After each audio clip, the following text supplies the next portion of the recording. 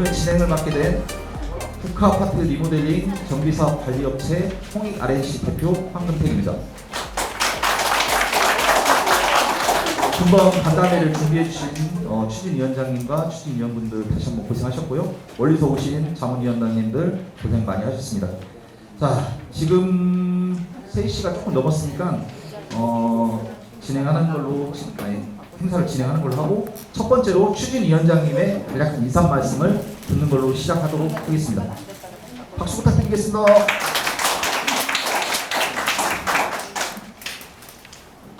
안녕하십니까. 인사드리겠습니다. 국가아파트 리모델링 추진위원장 이승근입니다. 제가 약 3년 전에 막연한 재건축과 리모델링을 고민하다가 리모델링이 현실성이 있다고 판단하여서 리모델링을 추진하게 되었습니다. 지금 아직까지도 둔산지구에서 재건축 안전진단을 통과한 데가 아직까지 없는데요. 그 사실이 제가 리모델링을 추진한 것이 옳다는 것을 증명하고 있습니다. 옆에 보이시겠지만 대한민국 최고의 자문위원님들을 모시고 지금 국가아파트 리모델링 사업을 성공시키려고 하고 있는데, 여기 계신 추진위원님들께서 많은 도움 부탁드립니다. 감사합니다. 예, 들어가지 마시고요. 지금까지 한 3년 정도의 위원장님이 홀로 끌고 오시면서 많은 고생을 하신 것 같습니다.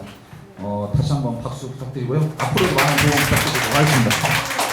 두 번째로 평가보고 및 운영규정 개정안에 대해서 잠깐 공유의 시간을 갖도록 하는 걸로 하겠습니다.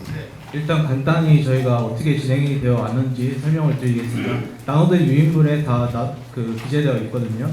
그 페이지, 제 프로필 페이지 넘기시면 경과들이 쭉 정리되어 있습니다.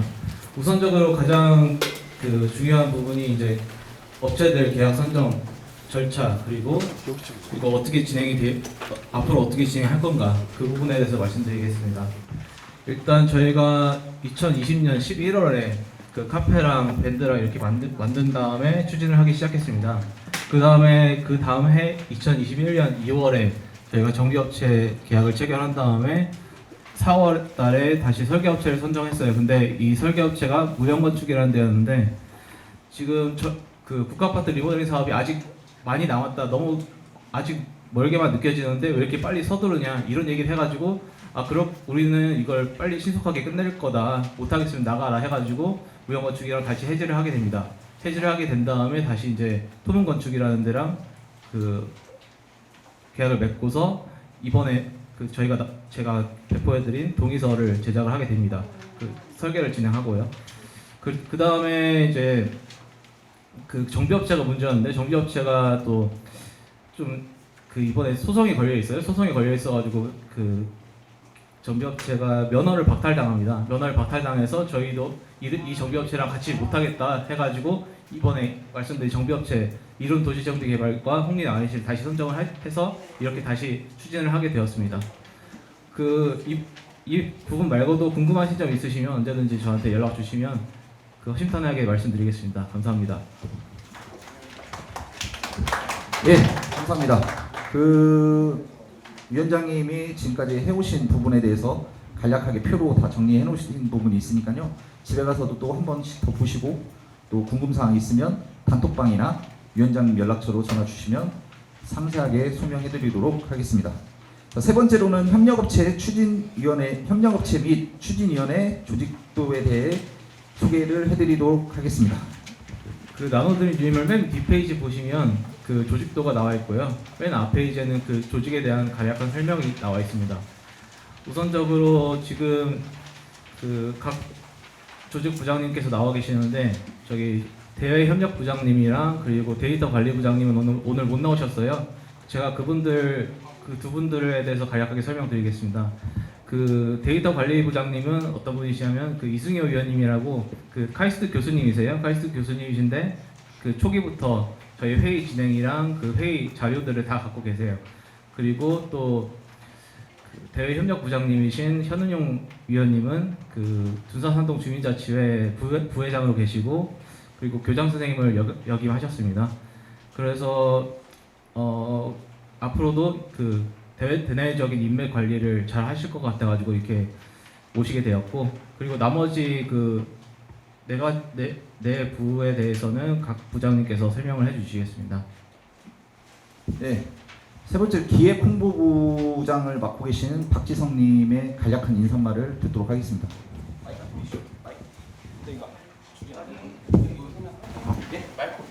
예, 마이크 없으면 진행하시면 됩니다. 안녕하십니까. 저는 기획 홍보를 맡고 있는 박지성이고요. 단톡방에서 산토탱크로 하고 있습니다. 저도 이제 위원회 맡고 한 2년 가까이 그렇게 하고 있고요. 그래서 저희 부서에서는 어차피 어떤 행사를 기획이나 홍보 위주로 많이 하고 있어서 그쪽에 조금 많이 도움을 주실 분들 있으시면 저희에게 꼭 같이 일했으면 좋겠습니다. 감사합니다.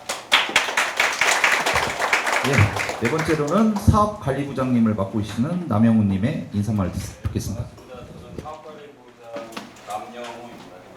507동 거주하고 있고요. 북하구 상업아파트 동대표 하고 있는데 작년부터 저는 추진위원회 같이 조인을 하고 있고 사업관리부는 뭐 유인물에 보시는 것처럼 되어 있는데 뭐 PR을 많이 해야 나오실 것 같고 뭐 그렇긴 하네요. 근데 전체적인 사업이 어떻게 진행되는지 같이 도움 주실 분들은 같이 저희 부에서 도움 주셨으면 좋겠습니다. 잘 부탁드리겠습니다. 다음은 주민관리부의 김재순님. 네, 안녕하십니까. 주민관리부를 맡고 있는 김재수입니다. 저는 처음에 위원장님과 처음 thành立부터 해서 좀 같이 지냈는데요.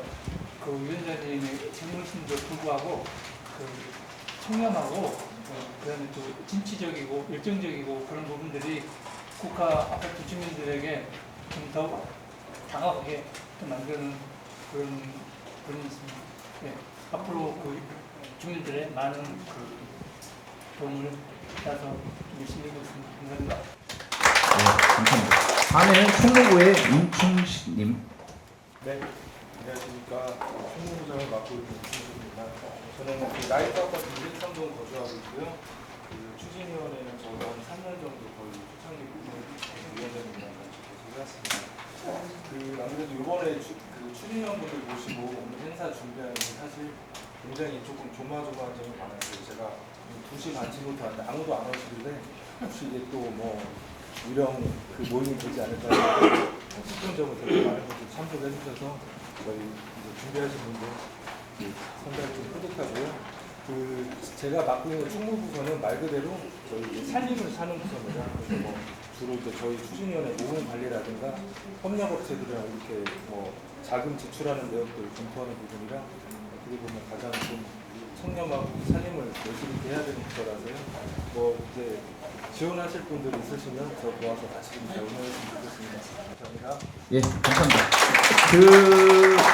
이 총 6개 부서를 관장하시고 관리해 주실 부위원장님이 또 계세요. 그 부위원장님 정영수님의 간략한 인사 말씀을 좀 듣도록 하겠습니다.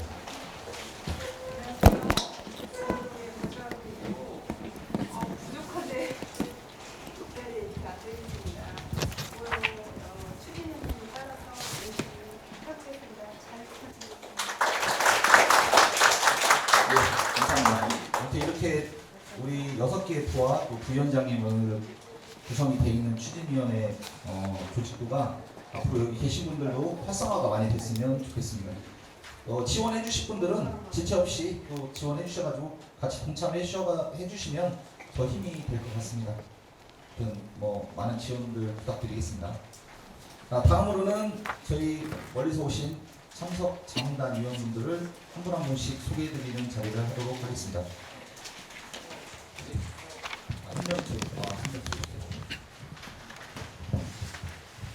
저희 또 협력업체가 저는 홍익아내시고 이룬 도시개발이라고 저희가 컨소시엄으로 하는 업체에서 김남규 대표님이라고 잠깐 일어나서 이룬 도시개발 인사 한번 드리시죠. 아직 안 오셨어요? 혹시 예. 그다음으로 이제 설계업체 트논건축에서 오셨거든요. 간략하게 설명 좀 부탁드릴게요. 인사. 안녕하십니까. 전 설계를 맡은 토문건축의 최주익 이사라고 합니다. 잘 부탁드리겠습니다. 그다음으로 이제 도시계획업체에서 또 오셨습니다. 인사 부탁드립니다. 예, 안녕하십니까. 도시계획 관련 업무를 맡고 있는 삼정희 씨의 문기홍 이사라고 합니다. 반갑습니다. 예, 아무튼 뭐 설계나 도시계획이나 저희 리모델링 사업에 필요한 아주 필수적인 부분이라 많은 도움을 주셨으면 좋겠습니다. 참석 자문단을 소개를 끝으로 이제 설명회를 들어가는데요. 참석 자문단분들 한 분 한 분씩 소개시켜드리도록 하겠습니다. 우선 한국리모델링협회 회장을 맡고 계시는 김학견 회장님을 인사드리도록 하겠습니다. 네, 반갑습니다. 다음은 한국실내환경협회 정상기 회장님 반갑습니다. 다음은 한국기술사회 부회장님을 맡고 계시는 이인영님을 소개해드리도록 하겠습니다. 예, 다음은 분당 한솔 5단지 조합장님을 맡고 계시는 구자선님 소개해드리도록 하겠습니다. 네, 다음은 한국실내환경협회 이충은 강사님이십니다. 네, 다음은 건축사무소 AA의 박희욱 대표님 소개해드리도록 하겠습니다. 다음은 세무법인 1회 서울에서 제일 유명한 세무법 1회 이우진 대표 세무사님이십니다. 리모델링 정비사업 전문 법무법인인 센트로의 임형준 변호사님이십니다. 그리고 간편법인 중에 제일 큰 대한감정평가법인의 김영주 평가사님이십니다. 다음은 저희 사업의 승패를 지금 가능할 수 있는 현영홀딩스의 조규현 대표님이십니다. 그리고 다음은 이분 우리 미모의 포원솔루션의 신주원 팀장님이십니다. 이따 Q&A 시간에 다시 또 디테일한 부분은 설명을 드리겠고요. 자, 이거 한번 내려주시죠. 다음은 이제 저희 이제 메인 이벤트인 국가아파트 리모델링에 대한 설명회를 하는데요. 한 시간은 뭐 그렇게 오래 걸리진 않으니까 저번에 유튜브에 올라왔던 영상도 보시고 그 다음에 홍보 및 설명해 드릴 부분은 우리 또 회장님께서 디테일하게 설명을 해주실 거니까 보시고 들어보시고 또 이따 질문하실 거 있으면 또 서슴없이 질문을 또 부탁드리도록 하겠습니다. 바꿔주실 수 있을까요?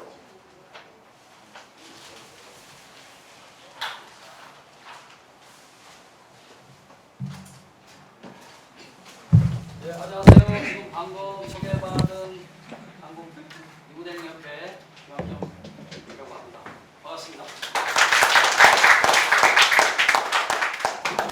저희가 이 추진위원회 시작 새로운 정비업체가 시작이 되면서 모든 우리 이 회의하는 그런 장면 또 조만간 이제 저희 이 도시개발 TV에서 대전시장님 각 5개 구의 국회의원님, 구의원, 시의원, 도의원 또 각 많은 그런 분들을 또 우리 여기 추진위원님들 또 기타 권리자분도 또 우리 사업에 대해서 리모델링 사업에 대해서 부정적인 시각을 가지고 계신 분들도 있을 거예요. 그런 분들까지도 다 인터뷰를 해서 필요하다면 매주 1회를 계획은 하고 있어요.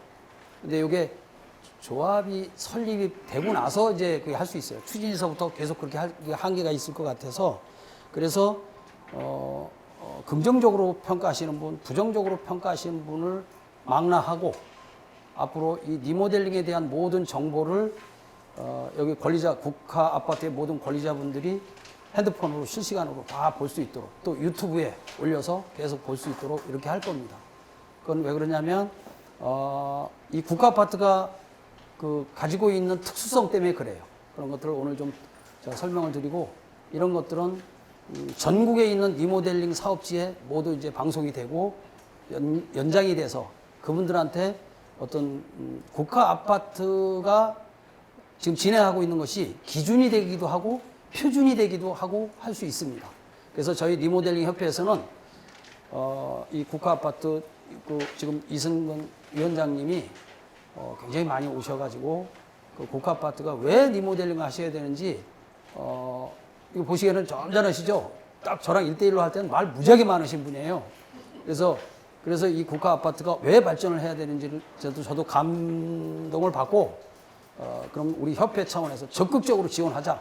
왜냐하면 저희 협회가 아무리 도와드리려고 해도, 그죠? 그거를 주최자들이 의욕이 떨어지면 이거 할 수가 없어요. 근데 우리 위원장님의 그런 열정을 저희는 믿고 같이 동참하게 됐습니다. 여러분 오늘 좀 설명을 좀 드리도록 하겠습니다. 저희 한국 리모델링 협회에서 우선 어떻게 도와드려야 되지? 그럼 국가 아파트가 어떤 문제가 장점이 뭐고 단점이 뭐지? 일단 문제부터 파악을 하자라고 해서 문제를 파악을 하고 그걸 극복할 수 있느냐? 우리 협회가 지원을 했을 때 가능하다라고 해서 저희가 분석한 자료를 이게 자꾸 업그레이드가 되고 있습니다. 그래서 좀 보시겠습니다. 이게 대한민국의 중심. 여기 옛날에 한밭이라고 그랬어요. 큰 밭이라고. 근데 저희가 이거 경부고속도로와 중부고속도로가 막 생기면서 이 도시가 확장이 되고 커진 아주 그런 대표적인 그런 도시인데, 이게 그러다 보니까 이 남쪽으로 북쪽으로 이 대한민국 남한에서 이 중심적인 역할을 하고 있어요. 이 한밭이. 근데 그런 곳에 또 가장 중심에 이 국가 아파트가 있는데, 이 국가 아파트가 아예 리모델링을 안 하고 재건축을 한다면 우리가 신경 쓸 필요도 없는데, 리모델링을 한다고 그러니까 이 업계에 잘 되는 곳과 잘못되는 곳에 대한 기준을 보는 시안이 조금 생겼어요. 여러분들이 제가 발표하는 것을 좀 믿고 들어주십사 해서 제가 이렇게 했습니다. 우선 사람들이 오랫동안 살고 사용해온 장소에는요, 역사와 정서가 깃들어 있습니다. 그러니까 여기가 복합화가 이제 30년이 넘었는데 30년이 지나면 우리나라는 재건축을 하게 되겠죠. 그러니까 그냥 정들어 있던 내 집이 그냥 때려 부시고 새로 재건축할 수 있습니다. 그러나 30년이라는 세월이 작은 기간이 아닙니다. 이 국가 아파트가 갖고 있는 여기서 30년 동안 살아오신 분들의 정서가 있다니까요. 그리고 이 아파트의 역사가 있을 수 있어요. 근데 이걸 새로 때려 부시고 새로 지면 다시 새로운 아파트가 시작되는 것 뿐이지, 이 아파트가 가지고 있는 역사나 정서는 없어지는 겁니다. 근데 그걸 돈에 제가 너무 경제적으로 설명하는지 모르지만, 그거는 경제적 가치로 따지면요, 어마무시한 겁니다. 여러분들 그런 경험을 외국 다니면서 보셨을 거예요. 프랑스, 영국, 독일, 헝가리 이런 외국을 가보시면요, 도시 자체가 박물관입니다. 그렇죠? 그런데 거기에 머릿돌을 보세요. 막 1600 몇십 년도, 1700 몇십 년도, 막 100년, 200년, 300년 넘는 건물들이 대다수돼요. 그래서 그 사람들은 그 시절서부터 나중에 이 리모델링까지 생각을 해가면서 건축을 짓고 했어요. 근데 우리나라는 70년 전에 아시죠? 6.25로 다 폐허가던 나라라 급히 국가 재건을 위해서 빨리빨리 이렇게 집을 짓다 보니까 단열, 기밀 이런 것에 대해서 약간 소홀하게 되고 집을 빨리 짓는 위주로 하다 보니까 모든 건축법, 주택법들이 이 재개발 쪽에 많이 맞춰져 있어요. 그런데 세월이 그렇게 지나면서 이제는 이제 한 40년, 30년 이렇게 자꾸 좁혀지면서 굉장히 그 기술들이 좋아져서 굳이 이게 막 50년, 60년, 70년 갈 수 있는 집도 그냥 30년만 지나면 그냥 때려 부시는 이런 쪽으로 자꾸 그렇게 이 건축 시장이 변질되고 있기 때문에 이것을 리모델링으로 할 수 있는 이제 터전도 마련이 됐고 또 그만한 기술이 있기 때문에 제가 설명을 드리는 겁니다. 그러면 리모델링을 할 때 무엇을 남기고 무엇을 없앨 것인가, 또 무엇을 부수고 무엇을 지킬 것인가를 잘 알아야 됩니다. 여러분 재건축을 할 때는 또 재개발할 때는 그걸 철거라고 합니다. 철거. 이거 다 부셔야 하는 걸. 근데 리모델링을 할 때는 철거라고 하시면 안 돼요. 해체라고 해야 돼요. 해체. 기존 건축물을 그대로 두고 해체를 하는 겁니다. 불필요한 것만. 그래서 내 집이 없어지는 게 아니에요. 오늘은 자문위원회가 어떤 역할을 할 것인지, 그 다음에 대전시의 인구 저감에 따른 문제, 그 다음에 재건축과 리모델링의 비교, 그 다음에 예상 사업계획 분석. 이건 정말 예상입니다. 저희가 그동안에 저희 리모델링 협회가 전국을 이걸 하면서 얻었던 경험, 그 다음에 그동안 재건축을 하면서 얻었던 경험으로 보았을 때 국가 아파트는 이렇게 될 것이다 라는 추상적이지만 예상 사업 분석, 그 다음에 시청과 그 다음에 마지막 Q&A를 하도록 하겠습니다. 이게 저희 그 지금 현재 리모델링 협회 정기총회인데 여기 지금 우리나라에 저희 협회는요 1위서부터 150위까지 모든 시공사가 중간에 이빨만 빠져 있고 저희 다 협회 가입이 되어 있습니다. 웬만한 설계회사, 정비회사, 기타 관련 이런 업종들이 리모델링과 관련된 최고의 기술진들이 다 가입이 되어 계십니다. 우리 국가아파트 리모델링 자문위원회는 이렇게 지금 나눠주신 유인물과 같이 한 20개의 자문위원들을 저희가 선정을 했습니다. 이거 한 이유가 여러분들 그럴 거예요. 대부분 보면 그 추진위원회에서는 이 추진위원회는 법적 단체가 아닙니다. 그죠? 임의단체잖아요. 그러다 보니까 전문가들이 추진위원회 뭐 한다 그러면 거기서 무슨 자문을 해달라고 뭐 해달라고 하면 잘 안 해주십니다.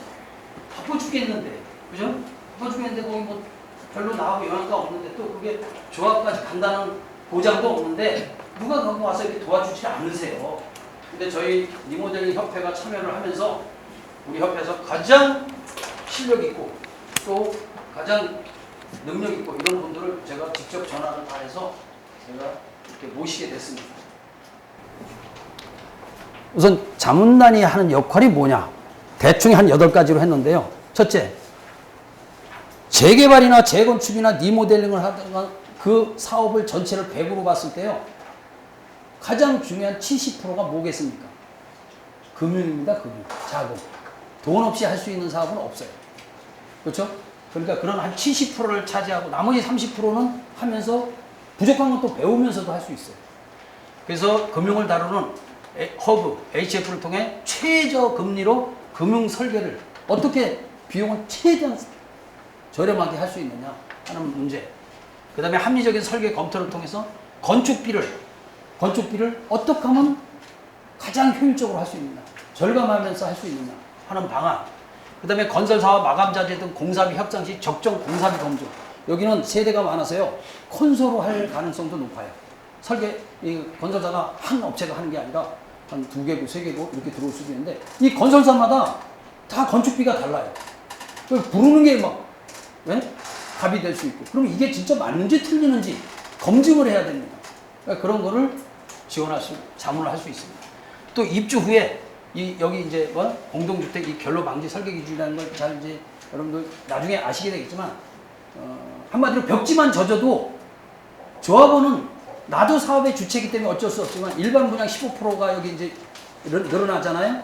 15%의 일반 분양 세대 중에 만약 결로가 생겼다. 벽지만 젖어도 사업 주체가 다 책임을 져야 돼요. 근데 벽지만 젖었을 때는 상관이 없는데 벽이 썩고 바닥이 썩고 막 해고 그러면 이 집을 다 수리를 해줘야 돼요. 그것도 중요하잖아요. 여기서 아토피가 생겼다. 어린아이한테. 큰일 납니다. 큰일 나요. 조합은. 그 아이 아토피 아토피라는 거는 한번 걸리면 치유가 안 돼요.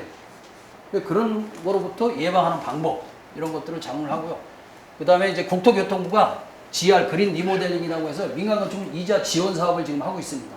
그런데 지금까지는 뭐 아파트의 창호 교체 사업 뭐 이런 쪽으로만 지금까지 해왔어요. 그런데 이제 앞으로는 동 단위로 해서 저희가 국가 예산을 타오는 그런 노력을 할 겁니다.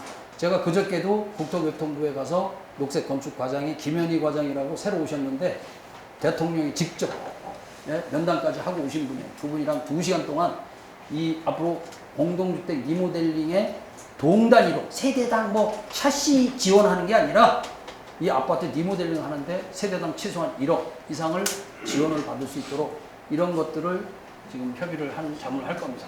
그 다음에 리모델링 사업에 따른 법무 행정 복잡합니다. 이게 여러분들이 그냥 일반적으로 아시는 것보다 굉장히 뭐 복잡하죠. 뭐 세무, 감평서부터 해서 권리 분석까지 굉장히 뭐 지진이 날 정도로 복잡한데 그런 것들을 다 어떻게 해결하는지를 다 설명을 할 겁니다. 그 다음에 리모델링 주택조합 실무 경험을 가진 전문가 조합장님이 여기 와 계세요. 그 얘기 무슨 얘기냐면 아까도 말씀드렸다시피 대한민국에서 한솔 5단지, 분당의 한솔 5단지 하면 어떻게 보면 리모델링에 현재 가장 화두에 관심을 가지고 있는 그런 조합의 조합장님 실무. 그래서 이 조합은 사업 승인까지 났어요. 내년 초에 이주를 하고 이제 공사가 들어갑니다. 거기에 그런 훌륭하신 조합장님을 또 모시고 있어요. 뭐 여담으로 이 조합은 유동규라고 해서 분 아시죠? 예? 유동규 씨가 조합장을 하다가 이 현재 부사장 조합장님이 잘못하니까 당신 나가! 그리고 이 조합을 성공으로 이끄신 분이세요. 그 마지막으로 리모델링 사업에 따른 어떤 아까 말씀드린 세무, 감정평가 이런 것까지도 다 이제 이 자문단의 역할입니다. 이 자문단이 그래서 여러분들이 궁금한 것들을 또 추진위원회가 같이 머리를 맞대고 이걸 해결해 나갈 겁니다. 요거 잠깐만 좀 동영상 보시겠습니다.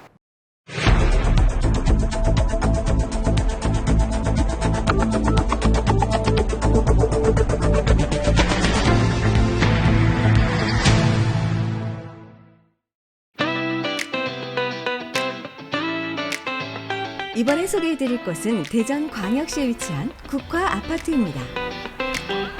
국아파트는 5개 단지로 현재 형성이 되어 있어요. 근데 앞으로 저희가 하나의 조합을 구성을 해가지고 그 저희가 5개 단지를 이제 하나 또는 2개로 통합을 할 수가 있게 된다면 훨씬 더 가치가 향상이 될 거고요.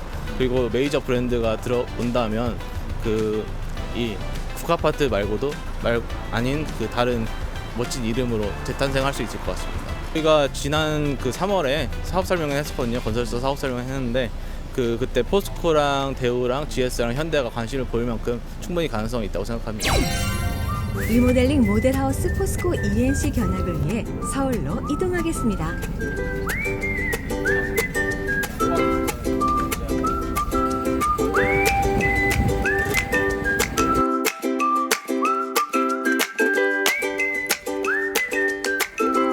보세요. 젊은 사람들이 다 빠져나가고 있어요. 여기도.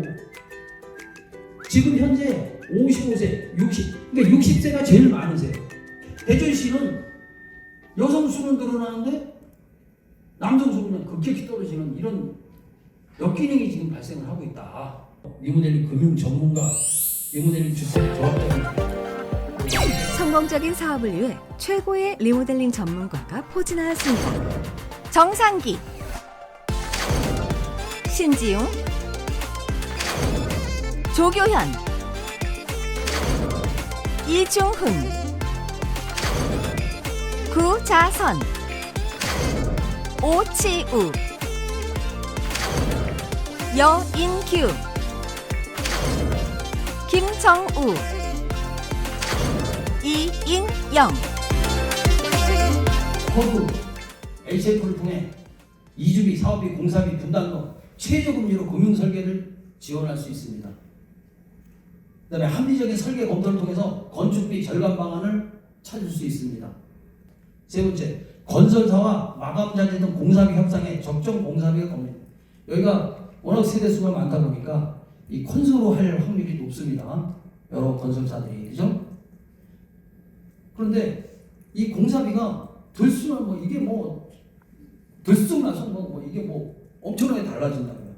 그런데 저희 협회는 대한민국 최고의 이 전문가 집단들이 다 있기 때문에 그 각 건설사에서 제시되는 공사비에 대해서 이게 가장 합리적인 공사비인지 가장 최근에 적산표를 저희 협회에서는 다 가지고 확보하고 있고 전문가들이 그 적산표를 만들고 있습니다. 그래서 합리적으로 적정 공사비를 검증하는 걸 지원할 수 있고요. 입주 후에 주택조합의 피해를 예방할 수 있는 공동대 결로 방지나 설계 기준. 과거에는요, 결로가 생기면 그냥 건설 시공사가 알아서 했고 몰라 그랬어요. 지금은요, 법으로 벽지만 젖어도 조합이 책임을 지게 돼 있어요. 마지막으로 국토교통부가 시행하는 그린 리모델링, 그러니까 민간건축물 이자 지원 사업을 지원합니다. 이건 무슨 얘기냐? 우리나라는 2050년까지 에너지 제로하우스로 갑니다.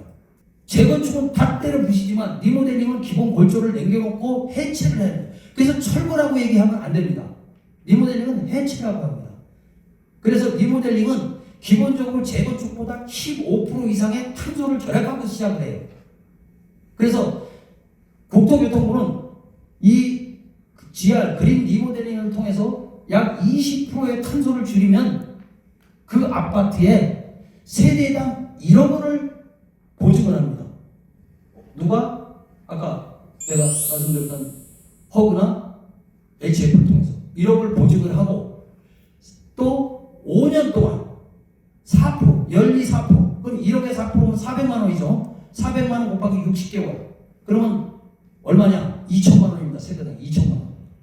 그럼 만약에 국가아파트다 2,910세대다. 그러면 2,910억입니다. 2,910억을 보증을 받고 세대당 2천만 원씩 다시 이자까지 정부가 내주는 거예요.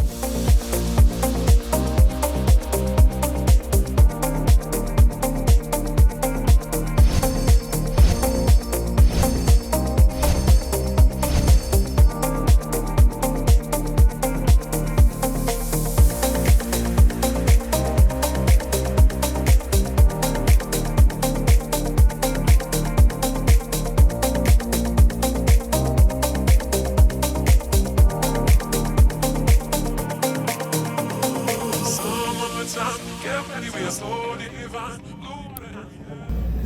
우리가 지금 살고 있는 곳이 30년이 지나서 지금 너무 노후돼서 또 새 집에 살고 싶잖아요.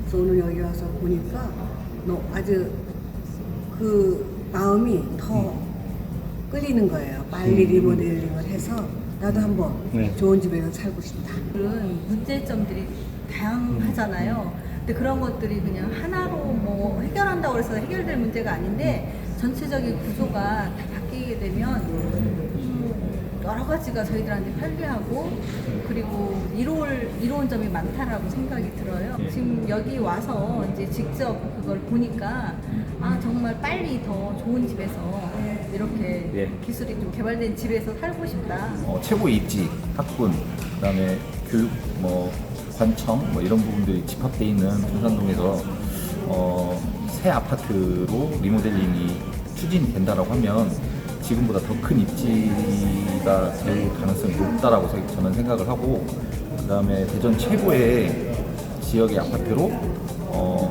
발돋움을 할 거라고 생각이 듭니다. 지금 리모델링의 히어로가 출동합니다. 네.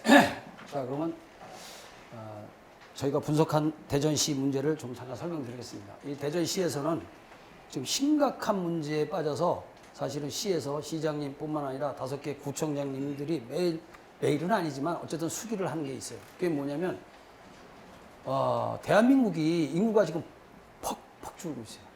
근데 대전시도 퍽퍽 줄고 있어요. 특히 세종시가 생긴 뒤로 블랙홀처럼 쭉 땡겨가고 있습니다. 그런데 그렇다고 그러면 세종시는 좋으냐? 아니에요. 세종시도 이 급작으로 세워진 도시다 보니까 한 4일 정도만 굉장히 복잡한 도시예요. 그러면 또 금요일 오후서부터는 완전히 텅텅 빈 동네가 돼요. 저희가. 그러다 보니까 인구가 막 너무 많이 빠지니까 이게 이제 심각한 문제가 됩니다.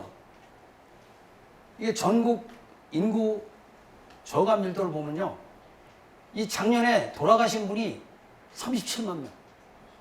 새로 출생자가 25만 명. 그러니까 1년에 약 12만 3,800명이 작년에 인구가 줄었어요. 근데 이게 어떤 영향을 미치냐. 5천만 명 중에 12만 8천 명은 얼마 안 되는 것처럼 보일지 몰라도 이걸 지방도시로 비교를 하면 지방은요, 5만 명이 넘으면 준 도시 승격을 해줍니다. 그러니까 1년에 도시 2개씩이 없어지는 거예요, 지금. 여러분 생각하세요. 도시 2개씩이 없어진다니까요, 1년에, 지방에. 이런 심각한 문제를 안고 있어요. 그래서 전국에 100만 이상 있는 도시가 몇 개냐? 총 11개입니다. 11개 중에 인천광역시와 용인시만 극소수로 조금 인구가 늘고 있어요. 나머지는 전부 줄고 있어요. 그 중에 대전광역시는 2022년도 인구수가 144만 8천 명. 2021년도 대비 2만 5,600명이 줄었어요. 그러니까 이게 처음에는 조금씩 줄다가 점점 많이 줄고 있어요. 대전시가. 그래서 대전시만 또 띄워놓고 봤어요. 그랬더니 비주거, 다세대, 연립주택, 아파트, 단독주택 합쳐서 주택수가 61만 7천 세대가 있어요. 근데 세대수는 얼마냐? 60만 9천 세대. 그래서 결국 공실이, 집이 남아도는 게 8,558세대. 이게 2022년도 기준이에요. 집이 남아도는 거예요. 2014년에 153만 명이었습니다. 대전시가. 근데 지금 줄줄줄줄 계속 줄어가지고 2020년도에 146만 명. 이렇게 인구가 퍽퍽퍽퍽 줄고 있어요. 그냥 관심 있게 보지 않으신 분들은 이걸 모를 수 있는데 이건 통계청 자료입니다, 이게. 그래서 대전은 인구가 지속적으로 감소하고 있으면 지난해 처음으로 출생자보다 사망자가 더 많은 이걸 데드크로스라고 그러는데 그런 게 대전시도 그런 도시로 변해 있습니다. 이에 따라 대전시는 지금 현재요 인구 1만 명 늘리기 운동을 하고 있습니다. 대전시가. 근데 제가 이제 뭐 시장님들하고 욕먹을 소리인지 모르지만 자칫하면 이거는 그냥 구호로만 끝날 수 있어요. 구호로만. 저기요 경기도 모 도시에서 인구가 하도 주니까 뭐라 그런지 아세요?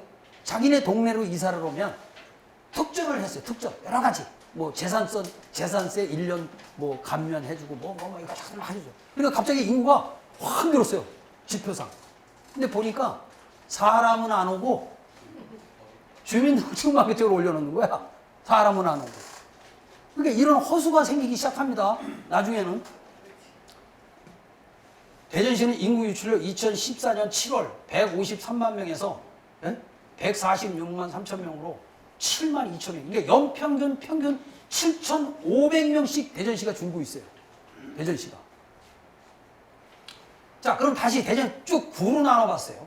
동구, 중구, 서구, 유성구, 대덕구가 있는데 이 중에 서구가 인구가 제일 많아요. 근데 이상한 현상이 있어요. 여기 보면은 뭐 2020년 대비 15,000명이 줄었고, 전체가. 그 다음에 동구가 2,100명이 줄었고, 중구가 5,900 제일 많이, 이거 줄었고, 서구가 이게 제일 많다 보니까요, 인구가 7,500명이 줄었어요. 유성구는 근데 늘었어요. 거꾸로. 유성구는 1,797명이 늘었는데 제가 이거 왜 늘었는지 잘 모르겠어요. 이것도 뭐 통계청 자료니까. 대덕구도 1,772명. 그러면 이게 2년 사이에 7,548명이 이게 준 걸로 돼 있는데 여기 지금 서구에서 국가아파트가 중심인데 국가아파트가 2,910세대예요. 2,910세대인데 이게 2년 동안에 7,548명이 좀 줄었다면 국가아파트만 한 게 2개가 없어진 거예요, 지금. 근데 그걸 안 보셔서 그렇죠. 지금 공식이 굉장히 많은 거예요. 그것이 주상복합이었던 아파트였던 좌우전 이만큼의 인구가 줄은 거예요. 그런데 지금 멈추지 않는다는 거죠. 계속 줄고 있다는 거죠. 그래서 대전은 인구 감소의 배경에는 고령화와 저출산과 함께 세종시로 전출입이 큰 영향을 주고 있는 것을 보이며 연평균 이렇게 시사는 주고 있다. 이를 해결하기 위해서는 세종시보다 살기 좋은 주택도시 환경을 만들어야 돼요. 극단적으로 얘기하면요. 월, 화, 수, 목, 금요일 오전까지만이라도 세종시에 가서 치킨집을 해도 먹고 살 수 있어요. 근데 대전에서 치킨집을 하면 확신이 안 서요. 내가. 이게 굉장히 심각한, 그래서, 그러면 이거를 잘 하기 위해서 어떻게 하냐? 교육, 환경, 의료, 상업시설, 기타, 여기서 젊은 사람들이 사업하기 좋은 그런 환경을 만들어줘야 됩니다. 그러면 뭐 시가 또 각 구청장님들이 또 정치인들이 많이 노력을 할 겁니다. 그 다음에 여기 또 대전광역시 인구 연령별 증감표를 이렇게 표시를 보니까 젊은 사람들이 다 외부로 빠져나가고 있어요. 네? 나이 드신 분들만 있어. 그리고 특히 60세가 제일 많아요. 현재 대전시에 이게. 이걸 단적으로 딱 한마디로 표현하면 고령화 도시로 변해가고 있는 거예요. 대전시가. 나이들은 너무 젊은 사람이 없고 그래 자꾸 젊은 사람들이 아이들을 많이 낳아가지고 해야 되는데 여기서 먹고 키우기가 힘드니까 자꾸 젊은 사람들이 빠져나간다는 얘기예요. 네? 그 다음에 그러다 보니까 사회활동이 상대적으로 적은 여성의 수는 지금 이렇게 늘어나고 있습니다. 연도별로. 여성의 수는. 근데 사회활동이 상대적으로 많은 남성의 수는 계속 줄어드는 거예요. 이렇게. 그러한 상황에서 재건축을 했을 때와 리모델링 했을 때 어떤 차이가 있느냐? 이건 뭐 자료에 다 질문지에 나와 있으니까 그냥 대표적으로만 말씀드리겠습니다.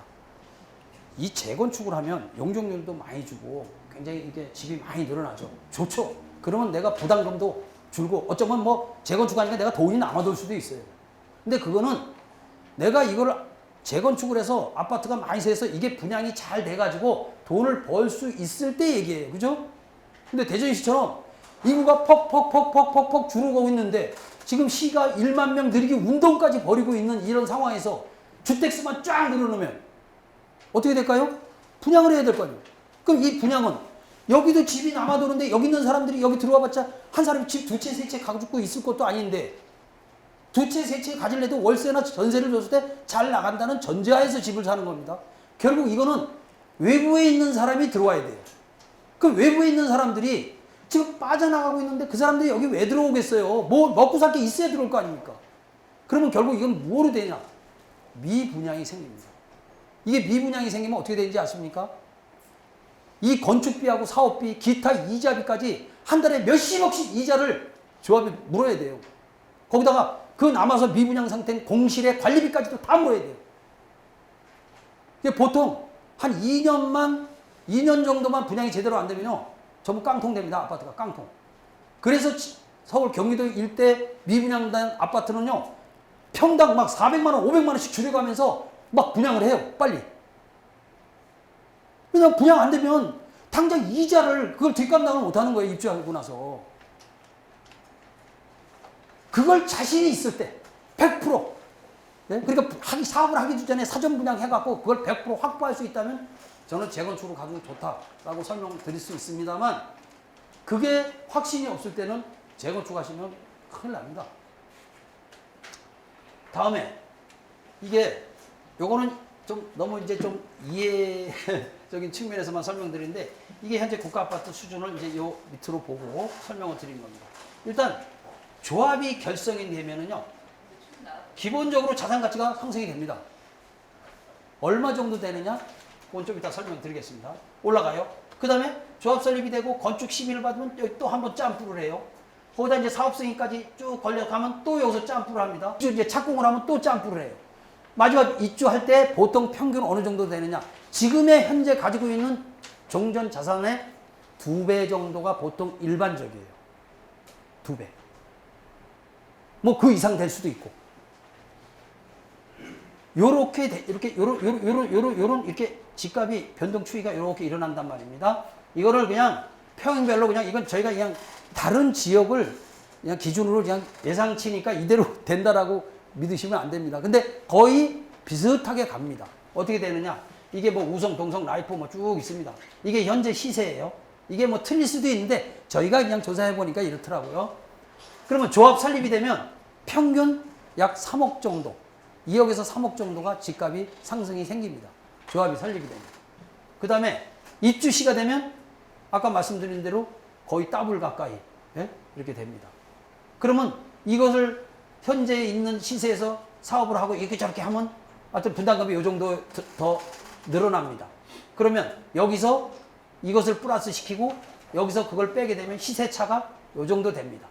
그런데 여기에 일반 분양권은 집어넣지 않았습니다. 왜? 여기 15%의 일반 분양분에 대한 이 평당 분양가가 어떻게 결정날지 지금 아무도 알 수가 없죠. 그죠? 그런데 15%만큼의 일반 분양 금액이 늘어난다면 그 금액 가지고 건축비도 충당해야 되고 사업비도 충당해야 되고 이 사업을 하기 위해 여러분들 뭐 저거죠. 이주하면 이주비 빌려왔어. 그럼 거기도 이자를 내야 될 거 아니에요. 그죠?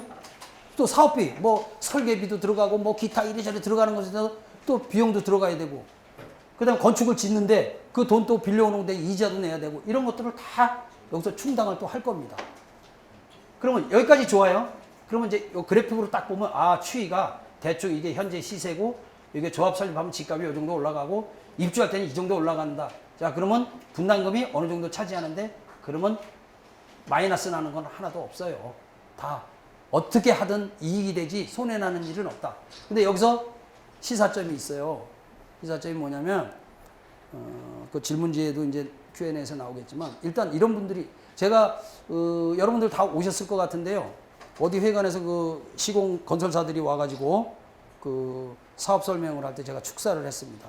축사를 끝나갖고 여러 어르신들이 막 질문을 하는데 그걸 아무도 답변을 못 하더라고요. 이 시공사들이 답변을 안 해줘요. 정비업체도 답변을 안 해주고. 막 답답해서 내가 마이크 끊어서 그냥 내가 얘기할 뻔했어요. 그건 뭐냐? 제일 궁금한 게 뭐예요? 예? 야, 당장 난 돈이 없는데, 나이 드신 분이 그러시더라고요. 나 돈이 없는데 이사 가야 되는데, 내 이사비는 누가 해결해 주냐? 그런 거에 대한 이자는 누가 내주냐? 그 건축하려면 돈 빌려 이거 해야 되는데, 야, 이거 난 지금 나이도 먹어서 이제 내가, 죄송합니다. 그분 말씀이 그래요. 나 언제 죽을지도 모르는데 내가 이거 했다가, 또 어떤 분은, 야, 나는 은행에서 빌린 돈이 많아가지고, 이주비 받아가지고 은행 돈 다 갖고 나면 나는 갈 데도 오갈 데도 없는데 어떻게 해, 그거. 수많은 경우의 수가 있다고. 근데 그거를 물어보면 좀 속 시원하게 답변을 해줘야 되는데, 답변을 안 해줘요. 그래서 여러분들은 그 내용 중에 그런 답변 내용들이 있습니다. 다음은 이런 것들이 다 해결이 됐다 하더라도 리모델링을 하는 근본적인 목적이 뭐예요? 자산 가치도 올려야 되지만 나의 지금 살고 있는 삶의 질이 형편없이 떨어져 있는 거 아닙니까? 그죠? 그래서 삶의 질을 높여줘야 되는데 삶의 질을 높이기 위해서 제일 중요한 게 뭐냐? 그러니까 내가 행복감을 느끼는 게 옛날에는 3S라고 그랬어요. 3S. 예? 스피드, 스크린. 그 다음에 예? 근데 지금은 아니에요. 지금은 나의 인간이 가장 행복감을 느끼는 게 뭐냐? 워낙 지금 우리나라가 그냥 황사에 그냥 입지 들고 막 그냥 춥고도 없고 막 이러다 보니까 내가 가장 삶의 그런 기쁨을 느끼고 희열을 느낄 때가 언제냐면요. 하늘이 파란 하늘을 볼 만큼 청정한 게, 그러니까 맑은 공기와 맑은 물을 내가 마실 수 있을 때 최고의 행복감을 느낍니다. 돈도 필요 없고, 예? 좋은 것도 없고 다 필요 없다. 맑은 공기, 예? 맑은 물을 좀 먹어야 내가 편하게 잠을 자고, 그게 그때 가장 행복감을 느낀대요. 그렇게 하려면 집을 질 때에서부터 그렇게 져야 돼요. 여러분들 요거 4분 30초짜리인데 잘 좀 한번 봐주시기 바랍니다.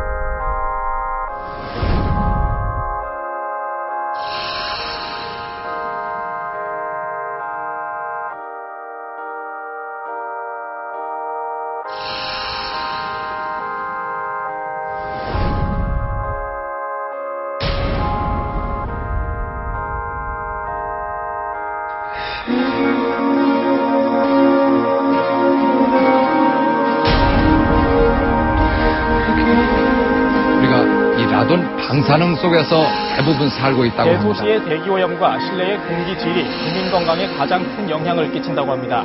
새로 지은 집에 입주했을 때 몸에 이상이 생기는 이른바 새집 증후군은 독한 화학물질이 범벅된 내장재 때문인 것으로 파악되고 있습니다.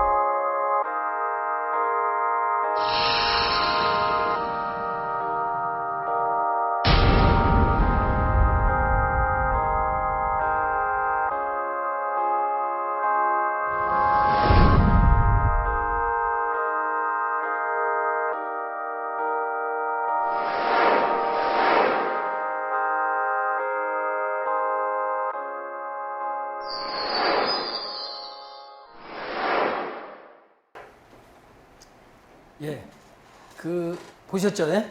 그래서 우리가 리모델링 좋습니다. 재건축도 좋고 다 좋지만 이 새로운 그런 주택 문화를 갖추기 위해서는, 그러니까 과거에는요, 우리 문화는 이 조리를 밖에서 했어요. 밖에서 하고 집에서는 먹기만 했어요. 근데 이게 새로운 문화가 들어오면서 안에서 다 조리를 하기 시작했어요. 그래서 이렇게 나빠지기 시작했어요. 그러니까 이걸 어떻게 하면 우리가 건강한 삶을 살 수 있느냐, 예? 행복한 삶을 살 수 있느냐 하는 것을 해결하기 위해서 단순히 집만 짓고 리모델링만 하는 것이 중요한 게 아니라 얼마나 건강하고 깨끗하고 안전하게, 그리고 그게 지속 가능하도록 해주느냐 하려면 거기에 합당한 전문가들의 식견과 의견 또 지도가 있어야 됩니다. 그러기 위해서 우리 자문위원 중에서는 녹색 환경 관련 단체장님, 또 환기산업 그런 단체장님, 이런 분들이 같이 참여를 하게 된 겁니다. 그리고 이거 보시다시피 우리나라는 2050년까지 탄소 중립, 그러니까 에너지 제로화 시대로 갑니다. 그러니까 2050년이 되면은요, 건축 허가를 낼 때 오늘 우리 집에서 쓴 전기만큼을 오늘 생산해 내야지 허가가 나요. 무슨 얘기인지 아시겠죠? 제로가 돼야 돼요. 근데 지금은 2030년까지 우선은 박근혜 대통령이 파리 의정서에 가서 탄소 30%를 줄이겠습니다 하고 도장 사인하고 땅땅 찍었어요. 그래서 2030년까지 2018년 대비 얼마를 줄여야 되냐? 7억 2,800억 톤. 7억 2,800억 톤을 줄여야 되는데 현재 어림도 없습니다. 그럼 톤당 지금 유로 기준으로 1톤당 얼마냐? 약 14만 원, 13만 원, 14만 원 정도 되니까 약 70 몇 조를 물어줘야 돼요. 그래서 이거 정부가 그 돈을, 그러니까 탄소를 못 줄이면 외국에서 탄소 배출권 사다가 물어내야 되니까 정부가 막 지원을 해주려고 그러는 거예요. 빨리. 예? 그냥 그런데 그 많은 업종 중에, 이렇게 많은 업종 중에 탄소를 제일 많이 쓰는 게 공동주택이에요. 그러니까 공동주택에서 탄소를 줄이지 못하면 정말 우리나라는 1년에 몇십 조씩 이 돈을 물어야 되는 그런 상황에 처해져 있어요. 그러면 그런 것을 여러 때 봤으면 저는 여성은 아니지만 애가 둘이 있는데 막 울어요. 근데 한 애는 잘 울고 한 애는 울면 누구부터 젖을 주겠어요. 우는 애부터 젖을 주게 마련 아닙니까? 예? 아무리 정부가 좋은 제도 정책을 만들어도 그것을 쓸 줄 알아야 될 거 아니에요. 쓸 줄 알아야. 예? 저 대법원에 지금도 있는지 모르겠어요.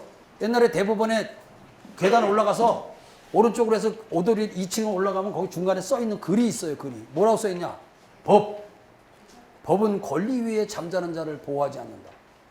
아무리 좋은 정책이나 제도를 만들면 뭐예요? 그거를 활용하지 못하는데. 그렇죠? 우리 전문의들이 그런 법적인 문제, 제도적인 문제, 정책적인 문제, 그 다음에 국가 아파트가 가지고 있는 현실적인 문제, 그 다음에 아까 말씀드렸죠? 전체 사업의 70%나 차지하고 있는 이 금융 문제, 기타 설계 문제, 세무 문제 이런 것들을 같이 머리를 맞대고 이걸 해결해 나가도록 할 겁니다. 뭐 똑같은 비슷한 얘기입니다. 자, 지금부터는 Q&A를 제가 설명을 드릴 건데요. 요거를 보시고 또 사용하는 방법을 좀 여러분들이 아셔야 돼요. 또 이렇게 있죠? 3권씩 받으셨는데 한 권은 저희 협회 그 자료고요. 요 2개 중에 요 책자는 말 그대로 질문과 답변이 같이 있는 거예요. 요건 추진이 여러분들이 지금 오신 분들이 그냥 집에 갖고 계속 보시면 돼요. 그런데 요 종이로 A4 용지로 이렇게 된 건 뭐냐? 여기 권리자분들한테 DM으로 다 보내드릴 거예요. 보내드릴 거예요. 그래서 이걸 보고 궁금하신 사항이 있으시면 맨 뒷장에 있어요. 그래서 여기 추진이 사무실로 직접 내방을 하셔서 질문을 해주시거나 전화로 해주시거나 이메일로 질문을 해주시면 여기서 성실히 답변을 해드릴 거예요. 그런데 이 책자에 나와 있는 게 지금 66개 문항이에요. 핵심적인 게.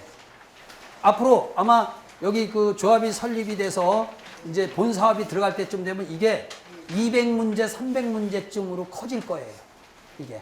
그래서 이게 결국 우리 한국 리모델링 협회의 이 가이드가 될 겁니다. 가이드. 리모델링의 가이드.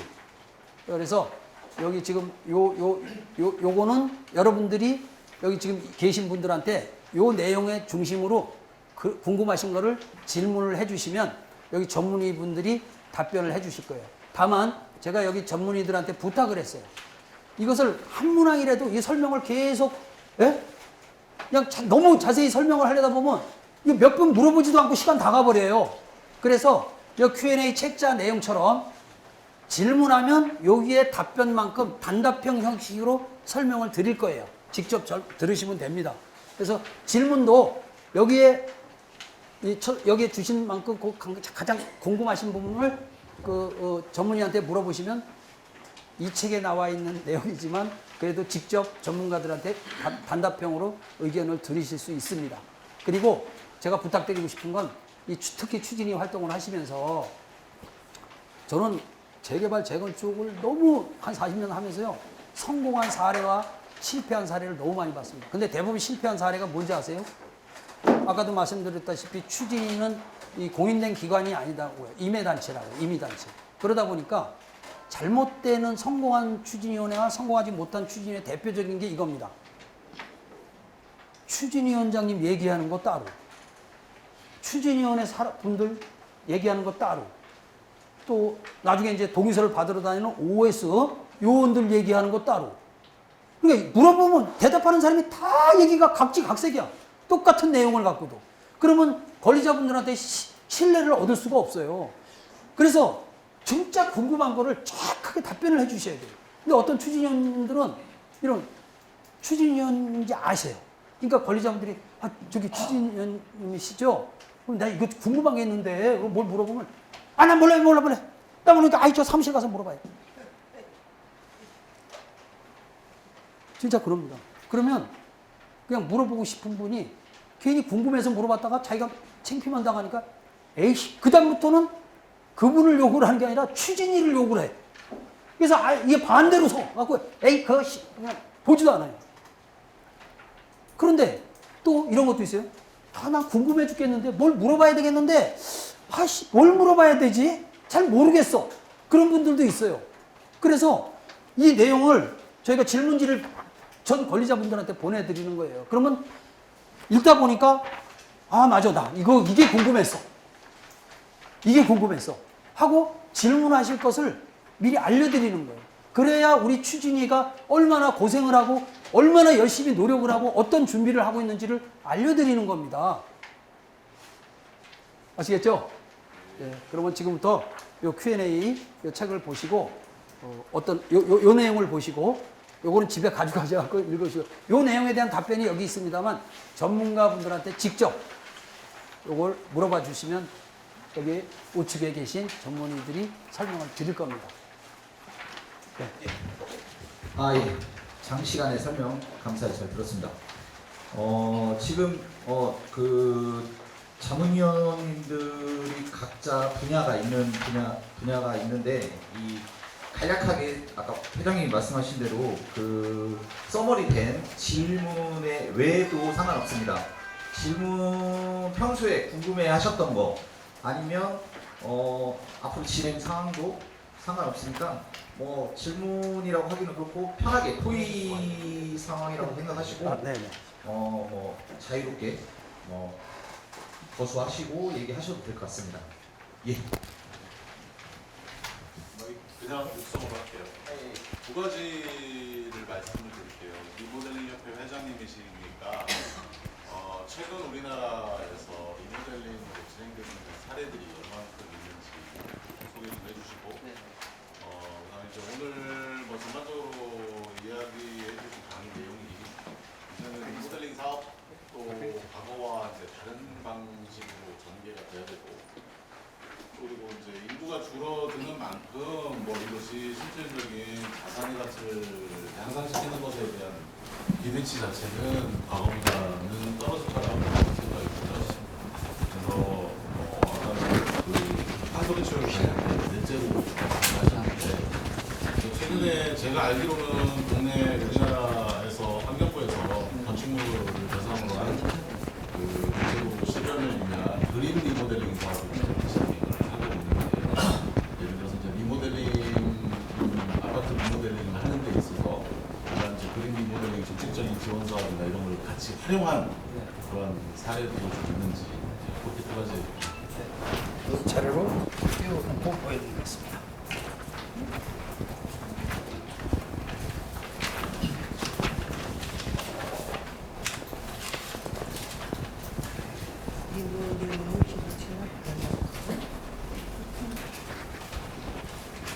제가 10일 날입니다. 목요일 날 국토교통부에 가서 녹색 건축 과장, 이 그린 GR, 그린 리모델링의 사업을 실제 주관하시는 총괄하시는 과장님이 김연희 과장님이라고 새로 왔어요. 여자분이에요.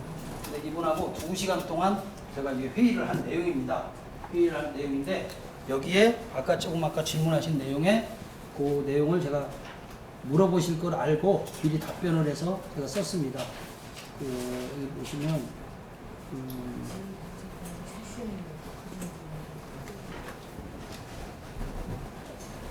지금 현재 총 한 240개 정도의 리모델링 사업을 하는 추진위원회하고 조합이 설립이 되어 있는데, 그 중에 조합이 설립된 게 147개 단지 11만 9천 세대가 있고요.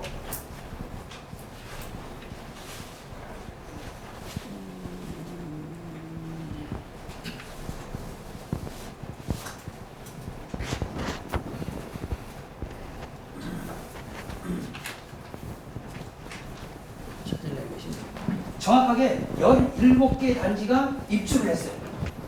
서울 경기 중심으로 17개 단지가 이미 리모델링을 해서 입주를 했고요. 현재 서울 중심으로 4개 단지가 공사를 하고 있습니다. 그런데 지금 힘든 게 뭐냐면 이게 한 지가 얼마 안 되다 보니까 이 시청, 구청에서 이 심의를 받기가 너무 힘들어요. 근데 자기네는 안 해봤기 때문에. 여기 대전시도 마찬가지죠. 대전시도 자기는 리모델링을 한 번도 안 해봤어. 그러니까 이걸 하려면 심의위원회도 만들어야 되고 해야 될 일이 많은 거예요. 그러다 보니까 자꾸 다른 데 한 거 어떻게 했는지 벤치마킹을 해야 되고 다른 데는 실적이 필요하고 많은 거 합니다. 그래서 이게 빨리 조합이 결성된 뒤에 지금은 임의단체이기 때문에 추진위원회가 신청 들어가고 뭐 얘기해봐야 뭐 그죠? 말도 안 통하죠. 근데 조합이 설립이 되고 나면 시청에도 구청에도 들어가서 협의도 하고 빨리 심의해 주세요. 위원도 만들어 주세요. 여기 아마 우리 이승근 위원장님이 또 여기 대전시 전체 리모델링 연합회 회장이세요. 그러니까 여러 단체 그 조합들하고 같이 들어가서 구청에 들어가서 심의위원 만들어 달라고 또 시청에 들어가서 하고 이런 거 다 해서 최초로 가장 빨리 갈 수 있어요. 현재는 그렇게 돼 있고요. 그 다음에 지금 리모델링 GR 그린 리모델링 이자 지원 사업은 현재까지는요 어떻게 돼 있냐면 일반 건축물은 최대 50억까지. 그 다음에 단독주택은 1억까지. 근데 공동주택은 3천만 원까지밖에 지원이 안 되게 돼 있어요. 그리고 작년까지 3% 이자를 해주기로 돼 있어요. 그런데 이 3천만 원 가지고 리모델링에 이건 뭐 엄발에 오줌 넣기죠. 그래서 저희가 계속 작년 9월서부터 노력을 해서 동 단위로, 세대 단위가 아니라 동 단위로 1억을 해주세요. 한 세대당. 그러니까 제가 이런 말 여기 계신 분들한테 욕먹을지 모르지만 서울은 그렇게 제가 유도하는 데도 있어요. 왜냐면 막 몇 개 단지가 있는데 너무 반대가 심한 단지가 있어요. 죽어도 그냥 안 한다고. 그래서 그런 경우 이 리모델링의 특성상 요 동대로 별도로 할 수도 있어요. 한 동만 할 수도 있고 두 동 할 수도 있고 세 동, 동별로도 할 수 있어요. 이게 리모델링 사업이에요. 다 하면 좋지만 몇 개 동 때문에 이 많은 다수동이 절대 피해를 보고 있으니까. 그래서 그런데 1억을 돈을 빌려주는 게 아닙니다. 탄소를 20% 이상 줄이는 조건으로 1억을 보증을 서주는데 그 이자가 4%, 3%를 1%를 4%인데 그러면 1년에 400만 원. 그런데 그거를 60개월 동안 가져주는 거예요. 60개월. 그건 뭐냐, 착공 들어가서 입주하고 청산하는 것까지 5년을 보는 거예요. 그게 5년 동안 그렇게 400만 원씩 하는 게 2천만 원이 되는 거죠. 그만큼씩 지원하는 안 하나. 두 번째 안은 이자 지원을 안 하고 공사비를 어떻게 이거 정부 차원에서 공사비를 지원하는 아니나 어떤 품목을 지원해 주는 이런 걸 하거나 이런 것들을 2시간 동안 제가 협의를 했습니다. 아직 결론은 난 건 없고 1년 동안은 지금 계속 제가 이걸 같이 지금 하고 있습니다. 네, 말이 길어지면 안 돼서 여기까지 갔더니 뭐니 해도 돈이잖아. 네네. 여기 금융, 여기가 제일 중요한 요거 간단하게 설명해. 그거는 공부하실 거 몇 번을 다 금융에 몇 번 공부하실 거 물어주시면 또 우리 금융에 15, 16, 17, 18. 저기 네, 마이크 거기까지 가나? 이쪽으로 나오셔. 어떻게 마이크 그냥 큰 소리로 소리 주세요. 15, 16, 17, 18번 다 설명을 좀 해달라고 말씀하셨어요. 16부터 몇 번까지요? 15, 16, 17, 18. 15번 이주기는 어떻게 해결하나요? 이게 15번 질문인데 이주기는 통상 현재의 내 아파트 또한 마찬가지예요. 조합에서 사업비라고 해가지고 허그한테 보증을 받으면 가장 저리로 사업비를 갖고 올 수 있어요. 그 돈과 여러분이 이제 그 관리 처분하고 나면은 부담금이 확정돼요. 그 부담금은 또 어떻게 하느냐? 부담금은 10%만 조합원들이 준비하셔야 돼요. 나머지는 또 똑같이 허그의 보증을 통해서 가장 저렴하게 사업을 가져와요. 그 돈 가지고서 모든 공사비를 포함한 모든 경비, 아까 말한 비밀요원 돈에 대한 이자 이런 부분들을 다 감당을 하기 때문에 개별 조합원들은 거기에 부담이 전혀 없습니다. 네, 그러면 결국은 부담금 이자는 없다 이거죠? 그렇죠. 부담금 이자는 결국 조합에서 사업비에서 감당하기 때문에 개별 조합원들은 부담을 하지 않으셔도 돼요. 알겠습니다. 자, 18번 조합원 분담금은 어떻게 조달하나요? 이거 아까 조금 전에 말씀하신 것처럼 자, 조합원 분담금은 우리가 관리 처분을 해서 건립가액이 딱 정해지고 나면 이제 부담금이 정해집니다. 그러면 그 정해진 금액의 10%는 여러분들 조합원들이 준비를 하셔야 돼요. 그럼 나머지 90%는 어떻게 할 거냐? 그러면 이제 시공사하고 협의하는 거에 따라 다르지만 통상은 잔금을 30% 정도 남겨놔요. 그 다음에 차수별로 돈을 1차, 2차인데 그거를 아까 허그를 통해서 돈을 빌려온다는 얘기예요. 빌려와서 조합에서 일괄적으로 시공사한테 지급을 하기 때문에 개별 조합원들은 아까 말한 처음에 계약할 때 10%만 준비하시고 나머지는 조합에서 준비를 할 거예요. 그러니까 10%만 개별 조합원들은 10%만 준비하면 된다고 하시면 큰 이변이 없을 겁니다. 알겠습니다. 그러니까 그 감정가가 내 집에 대한 감정가가 예를 들어서 10억이라면 네. 저는 계약금 2년만 준비하는데. 아니요. 지금 그렇게 자, 내 감정가가 10억이다. 그러면 이주비는 60% 와서 6억이 나갈 거예요. 6억. 그렇죠. 현재 감정가가 10억이다 그러면 6억을 이주비로 드려요. 이주비로 드리고 부담금이 이제 정해질 거예요. 부담금이 그러니까 관리처분 총회를 할 때쯤 되면 이제 순서가 되면 이때 부담금이 정해져요. 그러면 통상 뭐 2억이 되든 3억이 되든 그 2억이 되든 3억이 되든 거기에 대한 10%를 조합원이 준비하시는 거예요. 그러니까 내 권리가액의 10%가 아니고 부담금의 10%. 그러니까 부담금이 4억이라면 4천만 원. 네. 부담금이 4억이다 그러면 4천만 원. 3억이다 그러면 3천만 원. 그거는 준비하셔야 된다.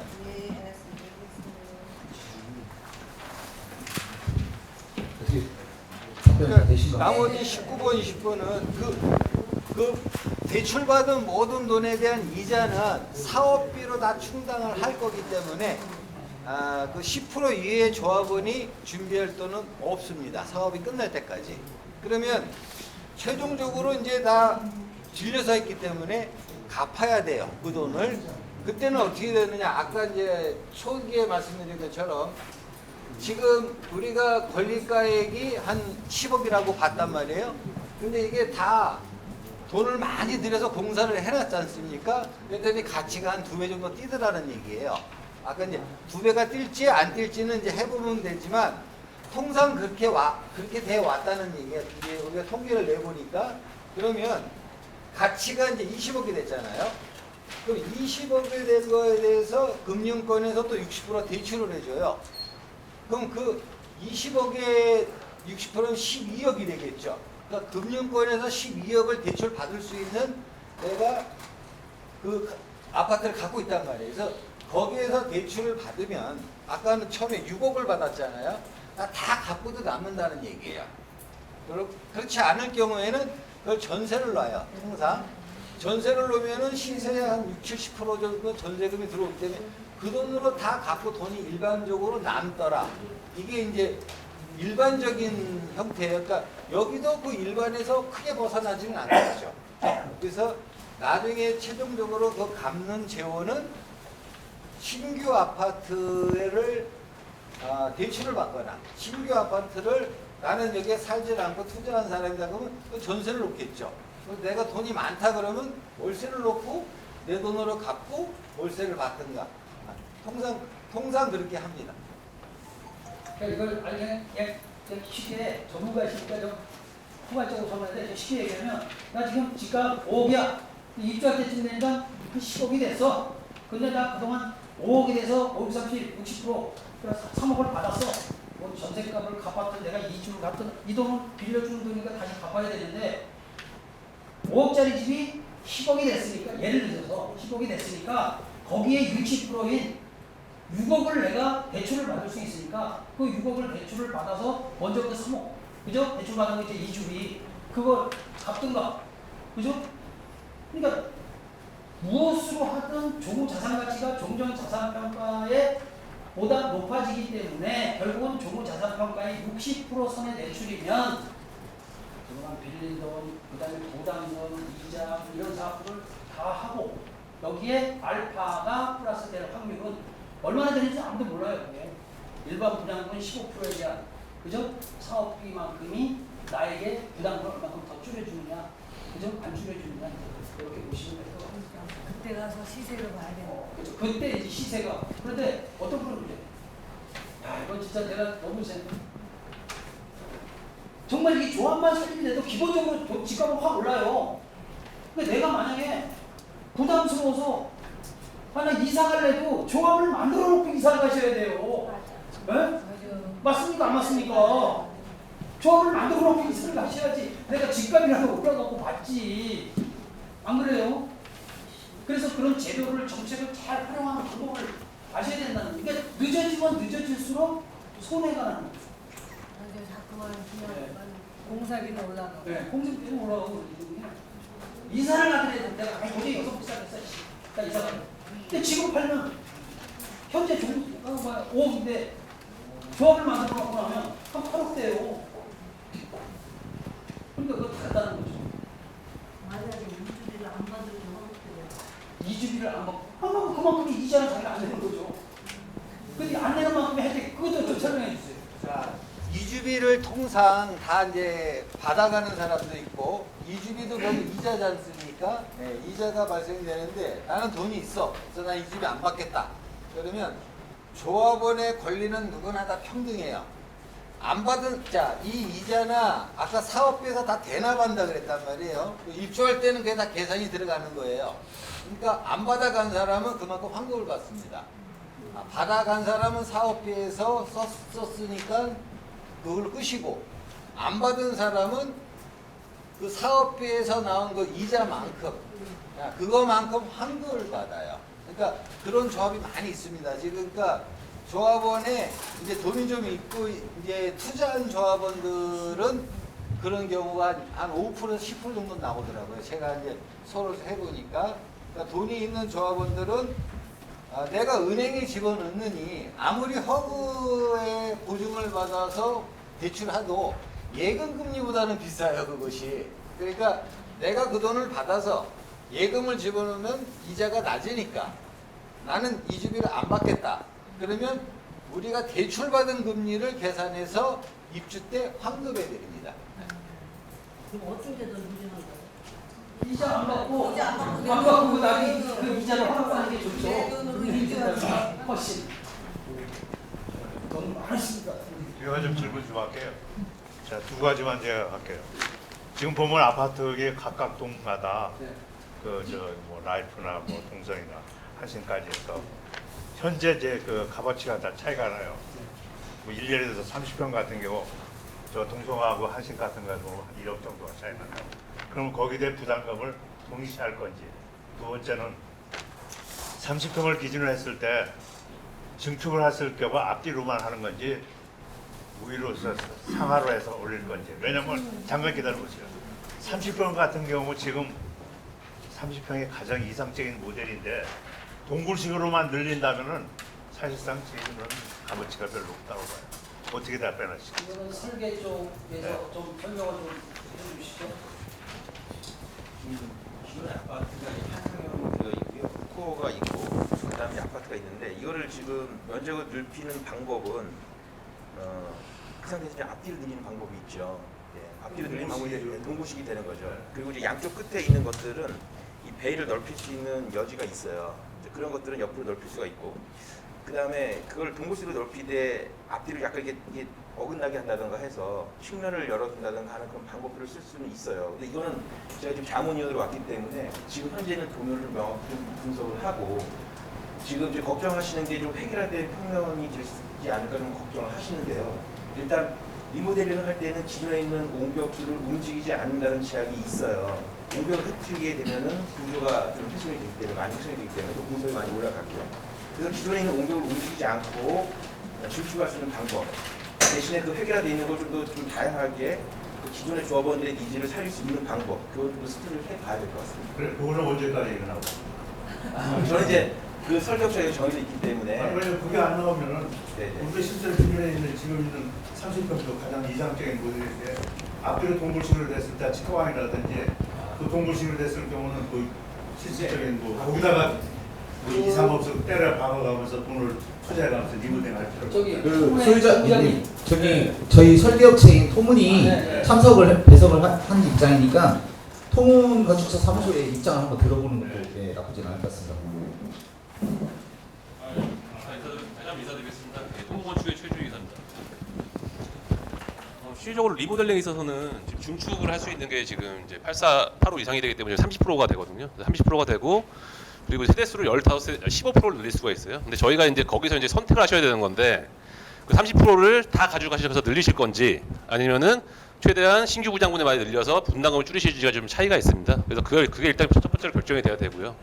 그 두 번째 같은 경우는 그 이제 그 늘리는 약에 따라서 지금 이제 동굴식으로 늘어나느냐 아니면은 뭐 옆으로 다 늘어나는 차이가 있는데 지금 이제 국화 같은 경우는 가운데 계단실이 껴있는 타입이 있고요. 그리고 양옆으로 아까 말씀하셨듯이 양옆으로 늘릴 수 있는 타입들이 있습니다. 근데 계단실로 하는 방법들도 지금 이제 그 계단실을 한 세대가 분담금을 많이 갖고 다 쓸 거냐, 아니면은 그 세대가 분담금을 반반씩 해서 그 계단을 반반씩 쓸 거냐, 이런 것들이 좀 계획의 차이들이 있고요. 그리고 전체적인 설계안이 나오는 것들은 이제 조합이 설립된 다음에, 지금 저희가 이제 여기 붙여져 있는 것들은 하나의 예시이고요. 조합이 설립된 다음에 그냥 좀 큰 방향들이 잡겠죠. 이제 그 이사회 이사분들이나 이제 대의원들을 통해서 얼마만큼 늘리고 얼마만큼 분담금을 가져갈 것이냐의 그 차이에 따라서 설계안들은 좀 차이가 날 것들이고요. 그때 이후에 좀 디테일한 설계들이 좀 결정이 될 것 같습니다. 그런데 지금 설계가 확정이 안 됐고 현재 설렀는데 걔인데 설계가 확정된다는 얘기가. 그러니까 다시 한번. 근데 그게 지금 다시 말씀드리면 30%를 늘릴 수 있는데, 그러니까 용적률은 정해져 있죠. 30% 그러니까 용적률이 지금 250%든 300%든 정해진 다음에 저희가 그 늘어난 용적률을 지금 기존에 갖고 있는 조합원들이 쓸 것이냐, 아니면은 그 면적을 분양해서 신규 세대로 갖고 갈 것이냐, 그게 결정돼야지 지금 평면들이 나오기 시작합니다. 그게 나올 것이고, 그래서 그런 것들이 조합에서 입장을 좀 정리가 된 후에 저희가 그것들을 여러 번 좀 상의를 한 다음에 그때 이후에 이제 평면들이 결정되는 것들이고요. 그래서 지금 제가 뭐 언제쯤 나오겠다라고만 걸 제가 지금 그거는 지금 정확하게 지금 답변을 못 드린 상황이고요. 그거는 조합 어느 정도 결성되고 나서 조합원 분들의 의견을 좀 들어봐야 될 것 같습니다. 예. 두 번째 지금 아파트 가격이 다 틀리잖아요. 안심까지 이게 40% 할 때 6억 7천 원 되고 저 등록 마시면 5억 정도 되고, 그러면 그 갭이 1억 정도 되는데 똑같이 분담금을 매길 거냐 이거야. 이건 이제 정비업체인 제가 따로 이렇게 말씀드리기. 자, 그건 제가 말씀드릴게요. 제가 정비업을 한 20년 했기 때문에, 자, 종전 가격이 감정을 해서 그것을 아까 권리가액이라고 그랬어요. 네, 권리가액의 합의 총액이 정해집니다. 그러면 부담금, 이제 아까 말한 설계사 쪽에서, 자, 우리가 늘어나는 용적률이 30%인데 이것을 일반 분양분으로 뺄 건지 아니면 기존 조합원이 가져갈 건지를 결정하셔야 돼요. 결정하시면 일반 분양분은 수입이 되겠죠. 그러면 그게 많아지면 조합원 부담금이 작아질 것이고, 아니야 나는 부담을 다 하더라도 이걸 내가 다 쓰겠어 그러면 일반 분양 수익금이 줄어들면 부담금이 커지겠죠. 그러면 그것도 기존의 권리 가액의 비율대로 가는 거예요. 그러니까 아까 말씀한 대로, 자, 30평은 얼마고, 내가 지금 같은 30평인데 동별로 가격이 다르다 그러면 부담금도 그 비율대로 가는 것이 대원칙입니다. 그러니까 평형이 같다, 그러니까 의미가 없어요. 권리 가액이 같아야 돼요. 권리 가액이 같으면 부담금이 같아집니다. 그러니까 총 비용을 권리가액으로 나눠버려요. 그러면 권리가액은 여러분 개개인의 합의 숫자라는 얘기예요. 그러니까 그것을 그대로 나누면 권리가액 비율대로 나눠집니다. 그러니까 권리가액이 곧 비율을 모든 걸 따라가는 거예요. 그리고 여기 간평사 있지만 향후 지어지는 것도 똑같아요. 지어지는 것도 시세가 결정되겠지만 전문가가 앞으로 이게 얼마 될 거라고 예상을 한다고요. 그게 조무가격이에요. 그러니까 모든 것은 현재의 내 권리 가액이 기준이 돼서 그 비율대로 부담금도 그 비율대로 가는 거예요. 그럼 제가 이제 간략하게 설명을 드립니다. 우리 조합장님, 제가 경험자로서 간략하게 좀 설명을 드릴게요.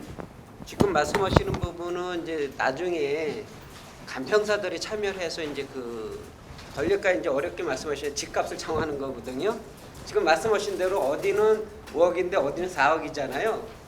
그러면은 이제 종전 가격이 다르다라는 거예요. 지금 말씀하신 대로. 그러면 5억짜리 집을 가지고 있는 분은 분담금이 적어지는 거고, 4억짜리 집을 가지고 있는 분은 조금 더 분담금이 커지고, 그래서 형평성을 맞춘다고 보시면 됩니다. 그렇게 이해하시면 됩니다.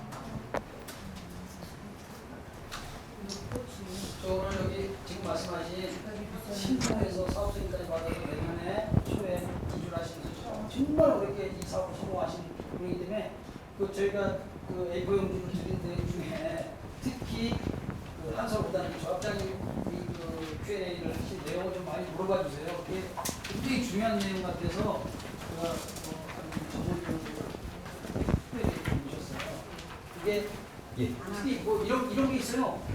제가 듣기만 했습니다. 여기 여러 동이 있는데 어떤 동은 위치가 좋아하고 집값이 높은데, 네? 높은데, 야 이거 이주하면 나뭐 뽑기 해갖고 저쪽 다른 데로 가는 거 아니야? 그건 아니에요. 네. 그런 것 때문에 동의 안 찍어주시는 경우도 있다고 그러시더라고요. 박혜욱 대표님 뭐 사실 얘기. 아까 동부처럼 될까 하고 질문하셨잖아요. 그러니까 이제 이 모델은 이렇습니다. 재개발 조건으로 쫙 그냥 다시 짓는 건데 이 모델링은 기존의 용적이 아무리 많아도 그건 인정해서 기존 용적 85셔서 위에만은 그 면적이 40%까지 올려줘요. 그 얘기가 뭐냐면 예를 들어서 우리가 20평, 전용 20평짜리 아파트를 갖고 있다고 하면 20평이 40평은 8평이죠. 8평을 전용 면적을 늘릴 수가 있는 거예요. 그러면 8평을 어떻게 사용을 하느냐? 기존에 있는 20평에 4평, 내가 쓰고 있는 단위세대 4평만 늘릴게요. 할 수 있어요. 그리고 나머지 4평이 남잖아요. 그럼 4평이 예를 들어서 3,000세대라고 하면 4,3,2, 12,000평을 별동으로 지어서 분양을 할 수가 있는 거예요. 그럼 그 분양 부분의 수익금, 분양 수익금이 따르지 않습니까? 우리가 공사비를 예를 들어서 700에 지었는데 우리가 여기 지금 분양가가 뭐 한 2천만 원 한다. 그 차익이 엄청난 겁니다. 그러면은 그 전용 면적에 남는 거를 분양을 해서 분양 수익금을 해서 분담금을 불리는 거예요. 그러면 지금 우리가 그 면적을 8평 늘린다는 거를 내 아파트에다가 전부 다 늘리는 게 아니고요. 다 늘릴 수도 있어요. 그러면 일반 분양금이 없으니까 분양 수익금 없으니까 분담금을 많이 내겠죠. 예를 들어서 나는 하나도 안 늘릴 거야. 그러면은 8평을 통째로 다 모아서 분양을 할 수가 있는 거예요. 그럼 분양 수익금이 많이 들어오겠죠. 그럼 기존에 있는 아파트를 동부식이 안 되는 거예요. 늘리는 게 없으니까. 그래서 기존에 있는 아파트를 어느 정도 늘릴 건지 저희가 쭉 이게 분석을 해 보니까 한 반 정도, 전체 면적의 그 한 반 정도, 3평, 4평 정도 늘리고 나머지는 분양분을 돌리는 게 사업성이 좋아지더라고요. 그럼 3, 4평이 앞뒤로 늘린다고 해서 동굴이 되지 않습니다. 그렇기 때문에 그런 것들을 또 이제 되게 좋은 설계사무소를 컨택을 하셨고 거기서 스터디를 많이 할 거예요. 근데 그게 정해지려면 전체 사업성과 또 조합원님들의 내 세대가 얼마큼 늘어나기를 원합니다라는 것이 있어요. 아주 넓게 무한대 늘어나고 싶기도 하겠지만 이게 또 분담금이 많으면 안 되지 않습니까? 그러니까 그런 것들을 잘해서 그 최대 공약수를 찾아서 합의적으로 가면 이게 좋은 컨디션으로 리모델링 하실 수 있을 것 같습니다. 그리고 각자 이제 이익에 따라서 나는 더 늘릴 수 있다, 나는 늘리지 않다. 이게 이제 합의점을 찾아야 되지 않습니까? 그래서 지금 당장 설계를 언제까지 줄 수 있어? 라는 걸 답변을 못 드리는 이유가 그런 것들이 서로 합의가 돼야 돼요. 근데 그게 합의가 되려고 하면 조합원들이 동의서를 거두시면서 같이 의견을 내주시면서 서로 총의가 모아진 의견이 되면 그거를 이제 비로소 시공사를 뽑는 안들 도출할 수 있는 겁니다. 그래서 언제까지 할 수 있어라는 말을 직답을 못 드리는 이유가 그렇습니다. 중축의 개념은 위로 올린다는 얘기예요. 수직 증축이 있고요. 수평 증축이 있습니다. 그러니까 여유분에 대한 분양 분양을 한다는 얘기는 위로 더 지어가지고 그렇죠. 아니요. 제가 증축에는 자 우리가 별동으로 짓는 방법에는 2가지가 있어요. 그거를 자 별동으로 일반 분양을 할 수 있는 거는 우리 건물 있으면 위에 수직 증축도 할 수 있죠. 법적으로는 2개 층에서 3개 층으로 수직 증축을 할 수 있게 돼 있고요. 그 다음에 우리 공간에 빈 공간들이 있습니다. 빈 공간들, 그러니까 우리가 아파트 배치돼 있으면 옆에 빈 공간들이 있어서 아파트가 추가로 들어갈 수 있는 여지가 있는 땅들이 있어요. 거기다가 짓는 게 제일 좋고요. 수직 증축은 법적으로 할 수 있게끔 되어 있지만 인허가를 득하는 것이 굉장히 어려워요. 네. 수직 증축은 쉬워요. 구조만 해결이 되면 올리면은 그냥 똑같은 평도 그대로 올리기 쉬운데 반면에 인허가가 너무 어렵습니다. 그래서 그걸 통과한 게 그렇게 드물어요. 시간도 많이 걸리고 될지 안 될지 몰라요. 그래서 지금 이제 제가 또 잠깐 기획안을 봤는데 그게 다 이제 수평 구축으로 해서 인허가가 안전한 그런 수평 구축이 있습니다. 그러니까 별동 분양이라고 합니다. 그걸 별동. 그러니까 기존에 있는 것 외에 빈 공간에 별동으로 지어서 별동으로 짓는 거를 분양해서 수익금을 창출하는 것입니다. 저희는 현재 별동 15층이 아닙니까? 거기서 1, 2층밖에도 올라가지 않고 그래서 수직을 해봐요. 수직으로 그러면 거기다 밑에 하지방에서 하중에 집행할 수 있는 보강이 돼야 그게 올릴 수 있지. 그게 안 된다면 지금 30년 다 되면 벌벌이 들었어요. 그건 보강을 해서 얼마든지 가능하게끔 우리 대한민국 최고의 여기 구조부사님 와 계시고요. 그런 것들 대리건설에서의 시공법 그건 걱정 안 하셔도 돼요. 다 풀어내는데 인허가가 안 되는 거예요. 그래서 우리는 그거를 배제하고 수직 증축을 하지 않고 별동으로 수평 증축으로 가는 걸로 지금 계획이 잡혀 있습니다. 지금 우리 소유자분께서 얘기하신 부분은 총회에서 이루어져야 하는 부분들이기 때문에 총회를 하려면 조합 설립이 이루어져야 돼요. 그래서 여기 계신 분들이 오늘 모인 거고, 또 하루빨리 총회가 열릴 수 있게 조합 설립이 돼야만 통은 건축사무소 이사님이 얘기하신 대로 공불로 만들든 뭐 어쨌든 간에 뭐 땅굴로 만들든 만들 수가 있는 거예요. 그리고 지금 현재는 저희 계획은 별동 증축으로 따로 공터에다가 건물을 세워서 하는 증축 방식으로 진행할 예정입니다. 위로는 수직 증축인데 3계층까지는 법적으로 올릴 수 있는데 그게 인허가가 엄청 아까 건축사님이 말씀하신 대로 쉽지 않은 거예요. 의사선 법적으로 제가 좀 아까 질문하신 거에서 그 부연 좀 설명을 드릴게요. 아까 이제 조합 업근의 부분 소유자의 어떤 그 저기에 따라서 평면 구성은 이제 할 수 있다 이렇게 말씀하셨던 저기 이해를 하신 것 같은데 제가 해보니까는 그 동의 그 컨디션에 따라서 그 평면 구조가 나오는 거지 조합원님들 의견을 다 반영시킬 수 없다라는 거 그거를 이해하셔야 돼. 그 동 위치, 향 이런 거에 따라서 평면 구조가 저 설계사에서 아주 적당한 설계를 하는 거지 뭐 때에 따라서 내가 설계가 마음에 안 들 수도 있거든요. 그럼 단위 세대들이 와서 항의하는 경우가 있어요. 근데 불가피하게 그 전체적인 어떤 사업을 위해서 그 평면 구성을 한다라는 그런 이해를 해주시면 될 것 같아요. 내 주장이 반영 안 될 수도 있다 이렇게 이해하시면 됩니다. 네, 아무튼 오늘 굉장히 토론하시는데 이러한 모든 것을 일수에 해결하려면 일단 조합이 결성이 돼야 됩니다. 그죠? 조합이 결성 안 되면 딱 공수에 공수거예요. 그래서 여기 계신 분들이 이제 저희가 이제 여기 본격적으로 OS 요원들이 또 지금 이 받으신 이 Q&A를 가지고 잘 원수에 집어넣고 이제 여기 사시는 분들 또 외부에 나가서 사시는 분들 다 찾아다니면서 이걸 일일이 설명을 하고 또 저희가 받은 Q&A를 또 전화로 받고 직접 찾아오시기도 하고 이메일로 다 하실 건데 핵심은 단계별로 가야 돼요. 1단계는 다른 거 생각하실 필요 없어요. 우선 조합 설립을 해 놓으셔야 돼요. 설령 가다가 좀 시간이 더 걸려 늦어지더라도 일단 조합 설립이 먼저 되셔야 됩니다.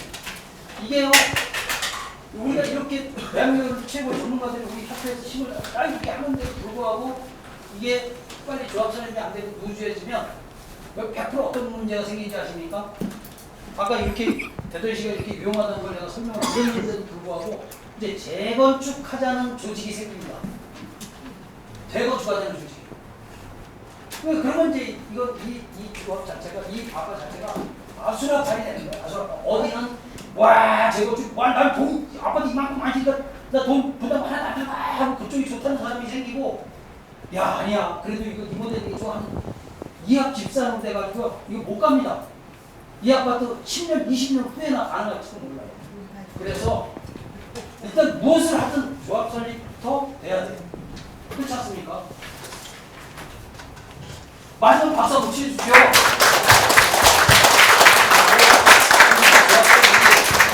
조합 설립이 빨리 진행되고 그래야 이승문 위원장님 제가 진짜 불쌍해 죽겠어요 진짜.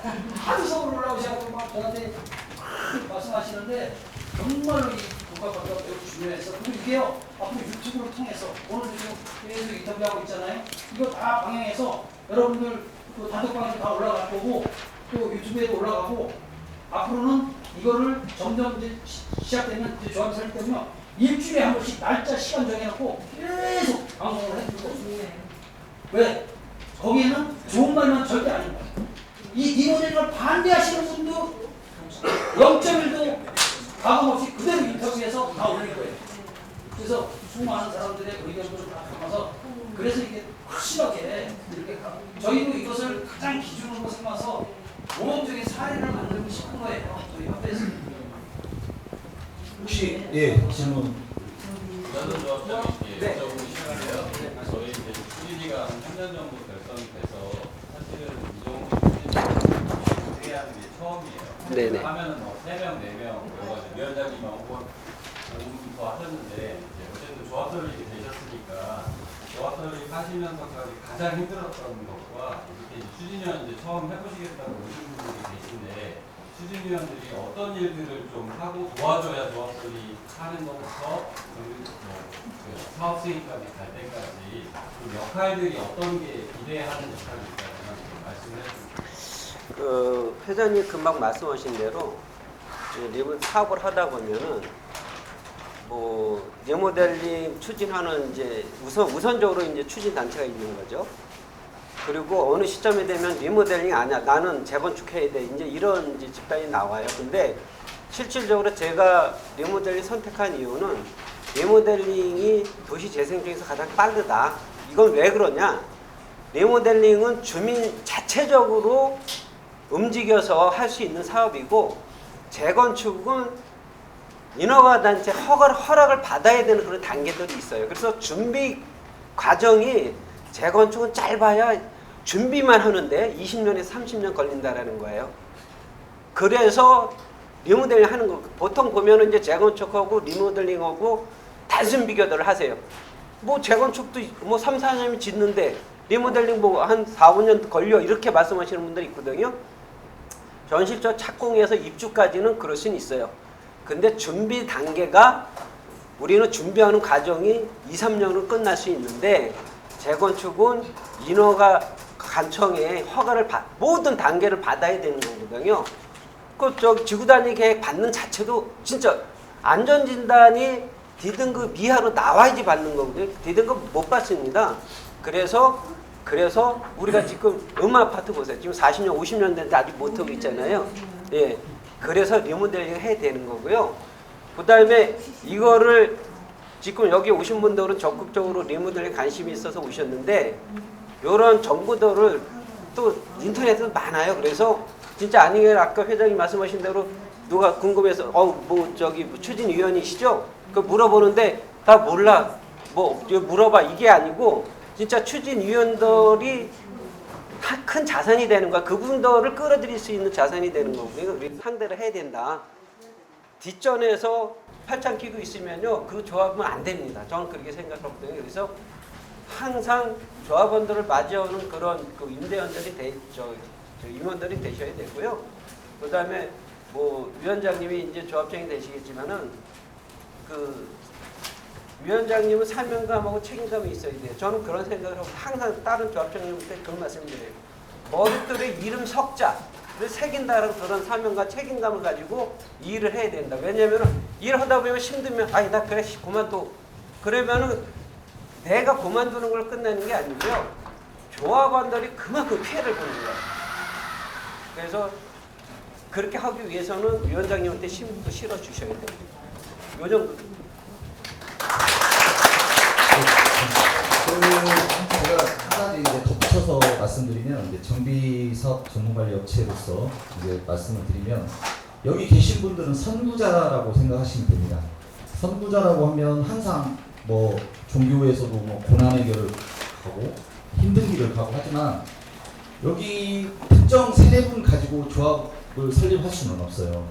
그래서 기반을 다지려고 우리 여기 계신 분들을 모시게 된 거고, 이 분들이 초석이 돼가지고 이 국가아파트에 어떻게 보면 밑거름, 어떻게 보면 바탕 그 초석이라 보죠. 그런 부분들이 되어주셔야 돼요. 그러려고 하다 보니까 이렇게 설명회도 하고 또 많이 아셔야 이 국가아파트를 끌어나가시는데 도움이 될 거라고 생각하고, 그 부분에서 아까 남영호 부장님께서 얘기하신 대로 많은 참여를 해주셔야 할 것 같습니다. 그것만이 우리 여기 계신 분들의 역할이라고 생각해 주시면 될 것 같고요. 뭐 돈을 많이 내거나 뭐 시간을 많이 해달라고 하는 게 아니라 동참을 해달라고 하는 부분이기 때문에 그것만 잘 지켜주시면 연말 안에 꼭 할 수 있을 거라고 생각합니다. 아까 말씀 저희가 규정 있지 않습니까? 예. 규정 재원 쪽에 3번 보면 이제 뭐 재원이 부족하기 때문에 모의기를 통해서 대여금을 받는다는 게 이거에 대해서 설명을 좀 위원장님이 해주실까요? 그건 위원장님이 설명을 해주셨죠.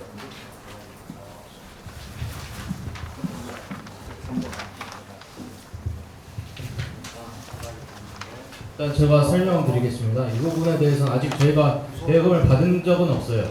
대여금을 받은 적은 없는데 보통 이제 다른 그 조합 그 추진위원들 보면은 대여금을 받아가지고 거기서 자유롭게 쓰는 추진위원회가 있기 때문에 그냥 넣는 겁니다. 저희가 대여금을 받아서 뭐가 한다는 게 아니라. 앞으로 향후 할 수도 있다는 얘기. 그러니까 아직까지는 없었는데 이제 뭐 여기서 그 추진위원분들이 어차피 모였잖아요. 추진위원회에서 의결이 돼가지고 하자고 하면 저는 어차피 결정을 할 수가 없는 거니까 회의에서 결정이 됐는데. 대여금 관련해서 이제 조합 창립청에서 추인을 받는다는 거는 네. 사업 추인을 얘기하는 거죠. 네, 그렇죠. 근데 추인이 안 됐을 경우에는 어떻게 됩니까? 추인이 안 됐을 경우에 대여금 빌릴 때 뭐 저나 추진위원장이나 이렇게 보증 쓰는 사람이 있거든요. 그 사람이 이제 책임을 지는 거죠. 그 위원회 책임 한도는 어디까지 문제를? 아, 위원님들이 지는 게 아니라 그 보증 쓰는 사람이 있어요. 그러니까 위원장이나 뭐 이제 부장급에서 모든 위원님들한테 다 하는 게 아니라 그 부분은 걱정 안 하셔도 됩니다. 보통 이제 혹시 네. 그 조합이 설립된 다음에 물론 계속 가면 좋겠지만 네. 설립된 다음에 깨지는 경우도 있지 않습니까? 네. 그럴 경우에 그 사용했던 어떤 비용 같은 거는 조합원의 어떤 연대 책임인가요? 그러니까 그 시공사 선정할 때 조합 임원들이 연대 보증을 씁니다. 연대 보증을 쓴 조합 임원들한테 다 청구가 들어갑니다. 조합원들한테. 그러니까 그 범위가 있어요. 임원이 쓸 수도 있고 대의원까지 쓸 수가 있고. 예를 들어드릴게요. 저희가 좀 예를 들어드릴게요. 통상적으로 이제 그 추진위에서 이제 그 총회 책장을 만들고요. 이제 조합 규약을 만드는 거고요. 그러면 지금 말씀하신 대로 우선은 그 임대원들이 특히 조합장, 그다음에 감사, 이사, 그리고 임원들이 이제 연대 보증을 쓰고요. 그다음에 이제 실질적으로 뭐 지금까지 조합이 잘못된 데는 한 군데도 없어요. 그래서 혹시 몰라서 그 총회 책제 항상 그 연대 보증 그 부분을 그 임원들한테만 질 수는 없잖아요. 그래서 조합은 n분의 1을 한다. 이렇게 항상 명시를 합니다. 근데 실질적으로 우리가 사업이 잘못돼서 임대원들하고 조합 시공사하고 소송이 붙었을 때 그 시공사는 임대원들한테 책임을 묻고 실질적으로 그걸 통해서 환수를 하려고 하지. 그리고 그럼 당사자인 임대원들이 각 부분 소유자들을 상대로 소송을 해야 된다라는 거거든요. 비현실적이죠. 우선은 총회 책자에 그렇게 돼 있지만은 실질적으로 비현실적이고 또 그런 사례도 없었다라는 그런 말씀을 드립니다. 실질적으로 조합이 망가져서 임대원들이 고생한 그런 사례는 대한민국에 한 번도 없었습니다. 지역주택 조합에서는 그런 사례가 있었던 지역 그거는요. 우리 정상적인 재건축 재개발 그다음에 리모델링 지역 그거는 진짜 그야말로 본인들이 하나하나 이렇게 해가지고 모이는 집단이잖아요. 그거고 이거는 비교가 안 돼요. 지역 조합 아닙니까? 그러니까 지역 조합 그거는 성격이 전혀 달라요. 예, 그건 그렇게 이해하시면 돼요. 그거는 지주택은 예. 지주택은 뭐냐면 무주택자가 예. 내가 돈을 내서 예. 저 땅을 사가지고 아파트를 짓겠다라는 게 지주택이에요. 그러니까 지주택은 99%가 사고가 납니다. 현실적으로. 근데 우리 리모델링이나 재건축이나 재개발은 뭐냐? 내가 가지고 있는 땅을 가지고 하겠다라는 거예요. 그러니까 사고가 안 나요.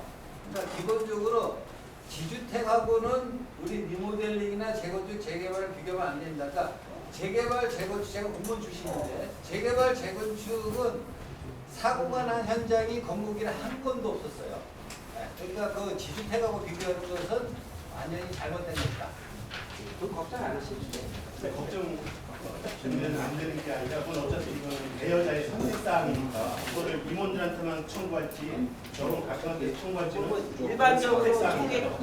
총회 규약에 제가 말씀드린 그렇게 다 총회 규약이 정하고 있습니다. 그래서 그 규정이 들어가느냐 이 얘기죠. 그 이제 추후에 이제 정해지겠죠. 이제 그 정상적인 조합 규약이 만들 건데. 혹시 질문 뭐 하실 분?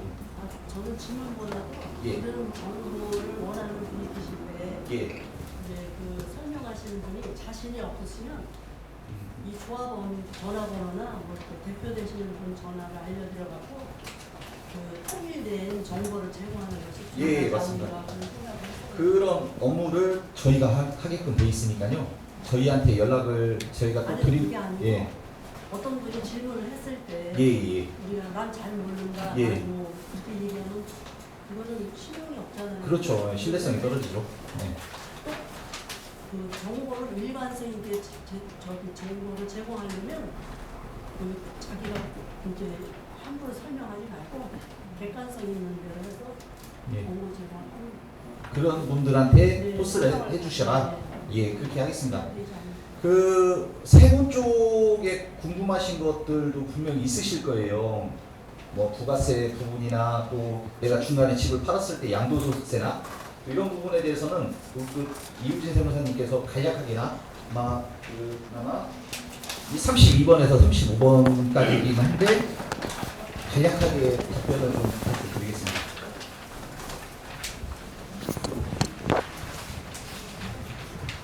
네, 반갑습니다. 저는 재개발 재건축 리모델링과 계획 한 30개를 하고 있고요. 현재 진행 중인 게 한 70개인데 일단 일반 재건축과 리모델링 조합에 큰 차이점이 있다라고 하면 33쪽에 있는 내용처럼 세금이 없거나 아주 작습니다.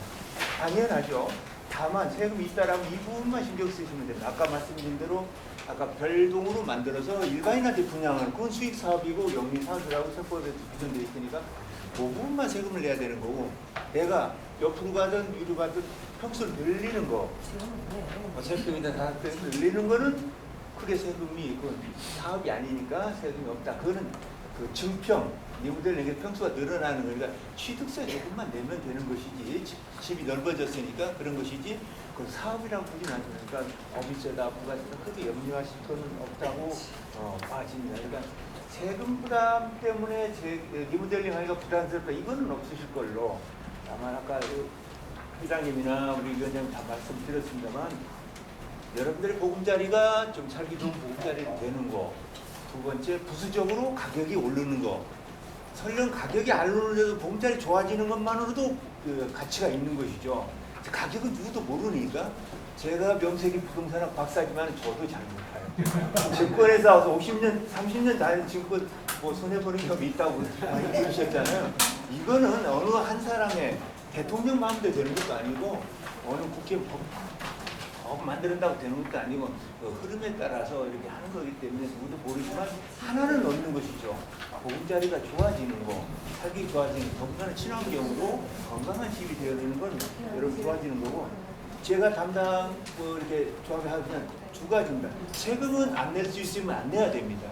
만약에 내야 된다고 하더라도 적게 내야 되는 거 그건 우리 조합에서도 앞으로 결정이 되면 앞으로 이게 공부를 하시고 또 협력업체 잘 선정할 형태를 보고 두 번째 모든 조합 우리 재개발 조합이든 리모델링 조합이든 특히나 사고 많은 아까 지역 조합이든 지역 조합 논의를 치고 그건 아주 사고 덩어리니까 재개발 조합이나 재건축에서 가끔 이제 그런 문제가 감사나 실태 조사나 해가지고 뭐 문제가 있다는데 그렇기 때문에 아주 투명하게 관리하는 제도가 되어 있습니다. 그래서 돈 쓸 거 처음 관리해야 되고 공개해야 되고 또 외부 감사 받아야 되고 내부 감사 당연히 또 받아야 되고 2중 3중 또 시청이나 세무서 여기도 세무서가 있으니까 세무서로부터 또 장부 검증도 받아야 되고 투명하게 해야 되는 기본 철칙으로 해야 되는 주진위원 때부터 마찬가지로 공금이기 때문에 돈 수입과 지출은 투명하게 관리하고 또 감사받고 투명하게 또 공개를 하고 해서 의심이 가지 않도록 그 신뢰성이 높아져야 사업도 진행이 잘 되는 것이죠.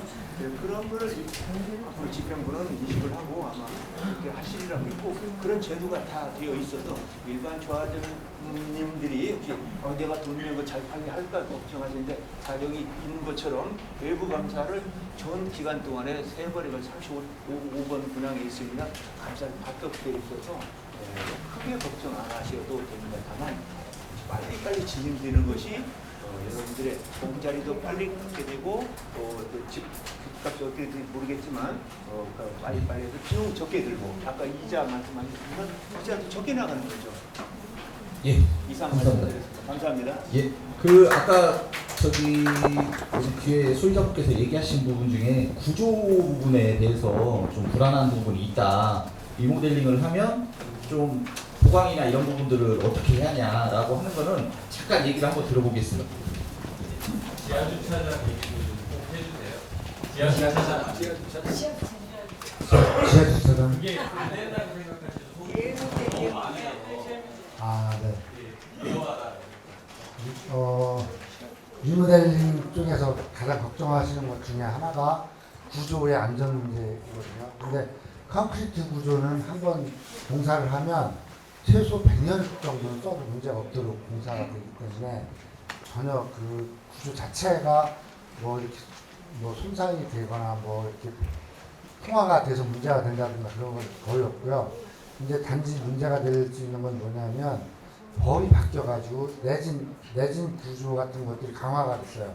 그렇기 때문에 이제 리모델링을 하면서 그런 부분은 충분히 보강을 할 수가 있습니다. 현재 법규에 맞도록. 그렇기 때문에 문제가 없고, 그 다음에 이제 지상 아까 여쭤보신 게 위로 뭐 2, 3계층을 더 올려도 괜찮느냐 하는 질문을 하셨는데, 사실은 이제 그동안에 뭐 여기 한솔 조합장님도 계시지만 10몇 년간을 그 수직 증축을 하시려고 엄청 노력을 하셨었는데도 잘 안 됐어요. 그게 안 돼가지고 결국은 지금 우리나라에 수직 증축을 추진하는 단지는 이제 허가 난 거 2개가 딱 있어요. 하나는 기초가 파일 기초가 아니고 그냥 단단한 안반 위에 올려놓은 거 하나. 또 하나는 거의 기존 되어 있는 파일을 무시하고 이제 새로운 파일로 힘을 다 받게 하는 뭐 이런 것들 좀 약간 좀 기술적인 문제여서 이해하기 어려우실 수도 있는데, 그래 이제 그동안에 왜 계속 그 수직 증축이 우리나라 심의 기관에서 통과가 안 돼서 저도 이제 되게 궁금해가지고 그 심의 자료를 다 받아서 분석을 해봤어요. 근데 실질적으로 그 설계하는 일반적으로는 그 기관에서 수직 증축을 안 해주려고 뭐 정책적으로 리젝트 하는 거라고 생각하는 오해를 많이 하고 계신데, 사실은 설계하면서 제공했던 자료들이 약간 미흡한 부분들이 많았어요. 왜냐하면 그것 때문에 이제 얼마 전에 실제로 시험도 했었거든요. 서울대학교에서도 하고 개츠동에서도 하고 했었는데 저도 그 시험을 다 가서 봤어요. 근데 시험 자체가 문제가 있어요. 간단하게 얘기하면 기존 파일하고 새로운 파일이 힘을 어떻게 나눠 먹느냐 하는 걸 증명을 하라는 건데 사실 그게 쉽지는 않습니다.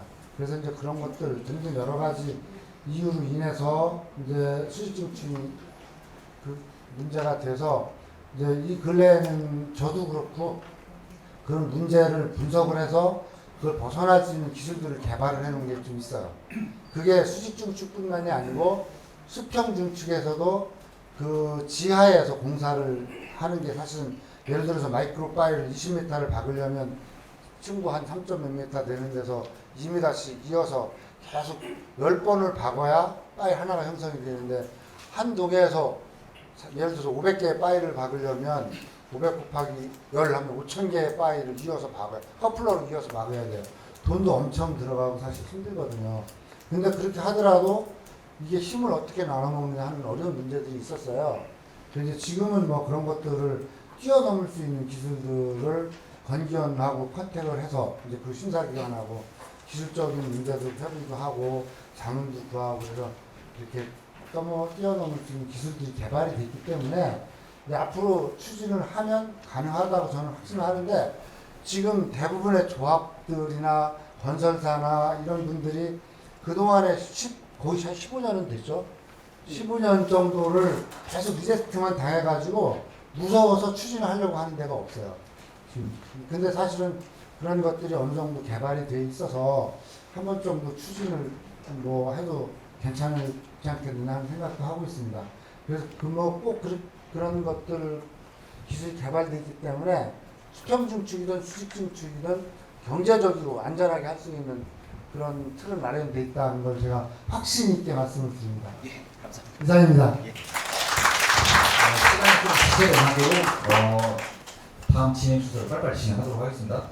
다음은 저희 자문위원이 새로 위촉이 되신 분들이 있는데, 그분들 위촉장하고 여기 추진위원분들 지금 나눠드린 공부 안에는 여기 계신 분들 다 할 수는 없어서 죄송스럽지만 대표로 부위원장님만 이쪽장 증서하고 전체 사진으로 오늘 행사 마무리하도록 하겠습니다. 소속 세부로 1회 성명 이우진 귀하께서는 리모델링에 대한 깊은 이해와 뛰어난 식견을 겸비하였기에 국회 국가아파트 리모델링 주택사업 자문단의 자문위원으로 위촉합니다. 2023년 8월 12일 국가아파트 리모델링 주택사업 설립 추진위원회 위원장 이승근 공직선고 AA 성명 대표 박희옥 이하 두명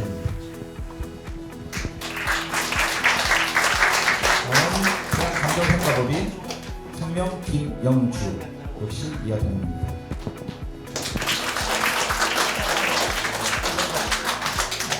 박수로 마치겠습니다. 앞으로 잘 부탁드린다는 의미로 추진위원 정영숙 귀하를 국가아파트 리모델링 주택조합 설립 추진위원회 추진위원으로 위촉합니다. 임기는 2023년 8월 12일부터 26년 8월 12일까지입니다. 2023년 8월 12일 국가아파트 리모델링 주택조합 설립 추진위원장 이승근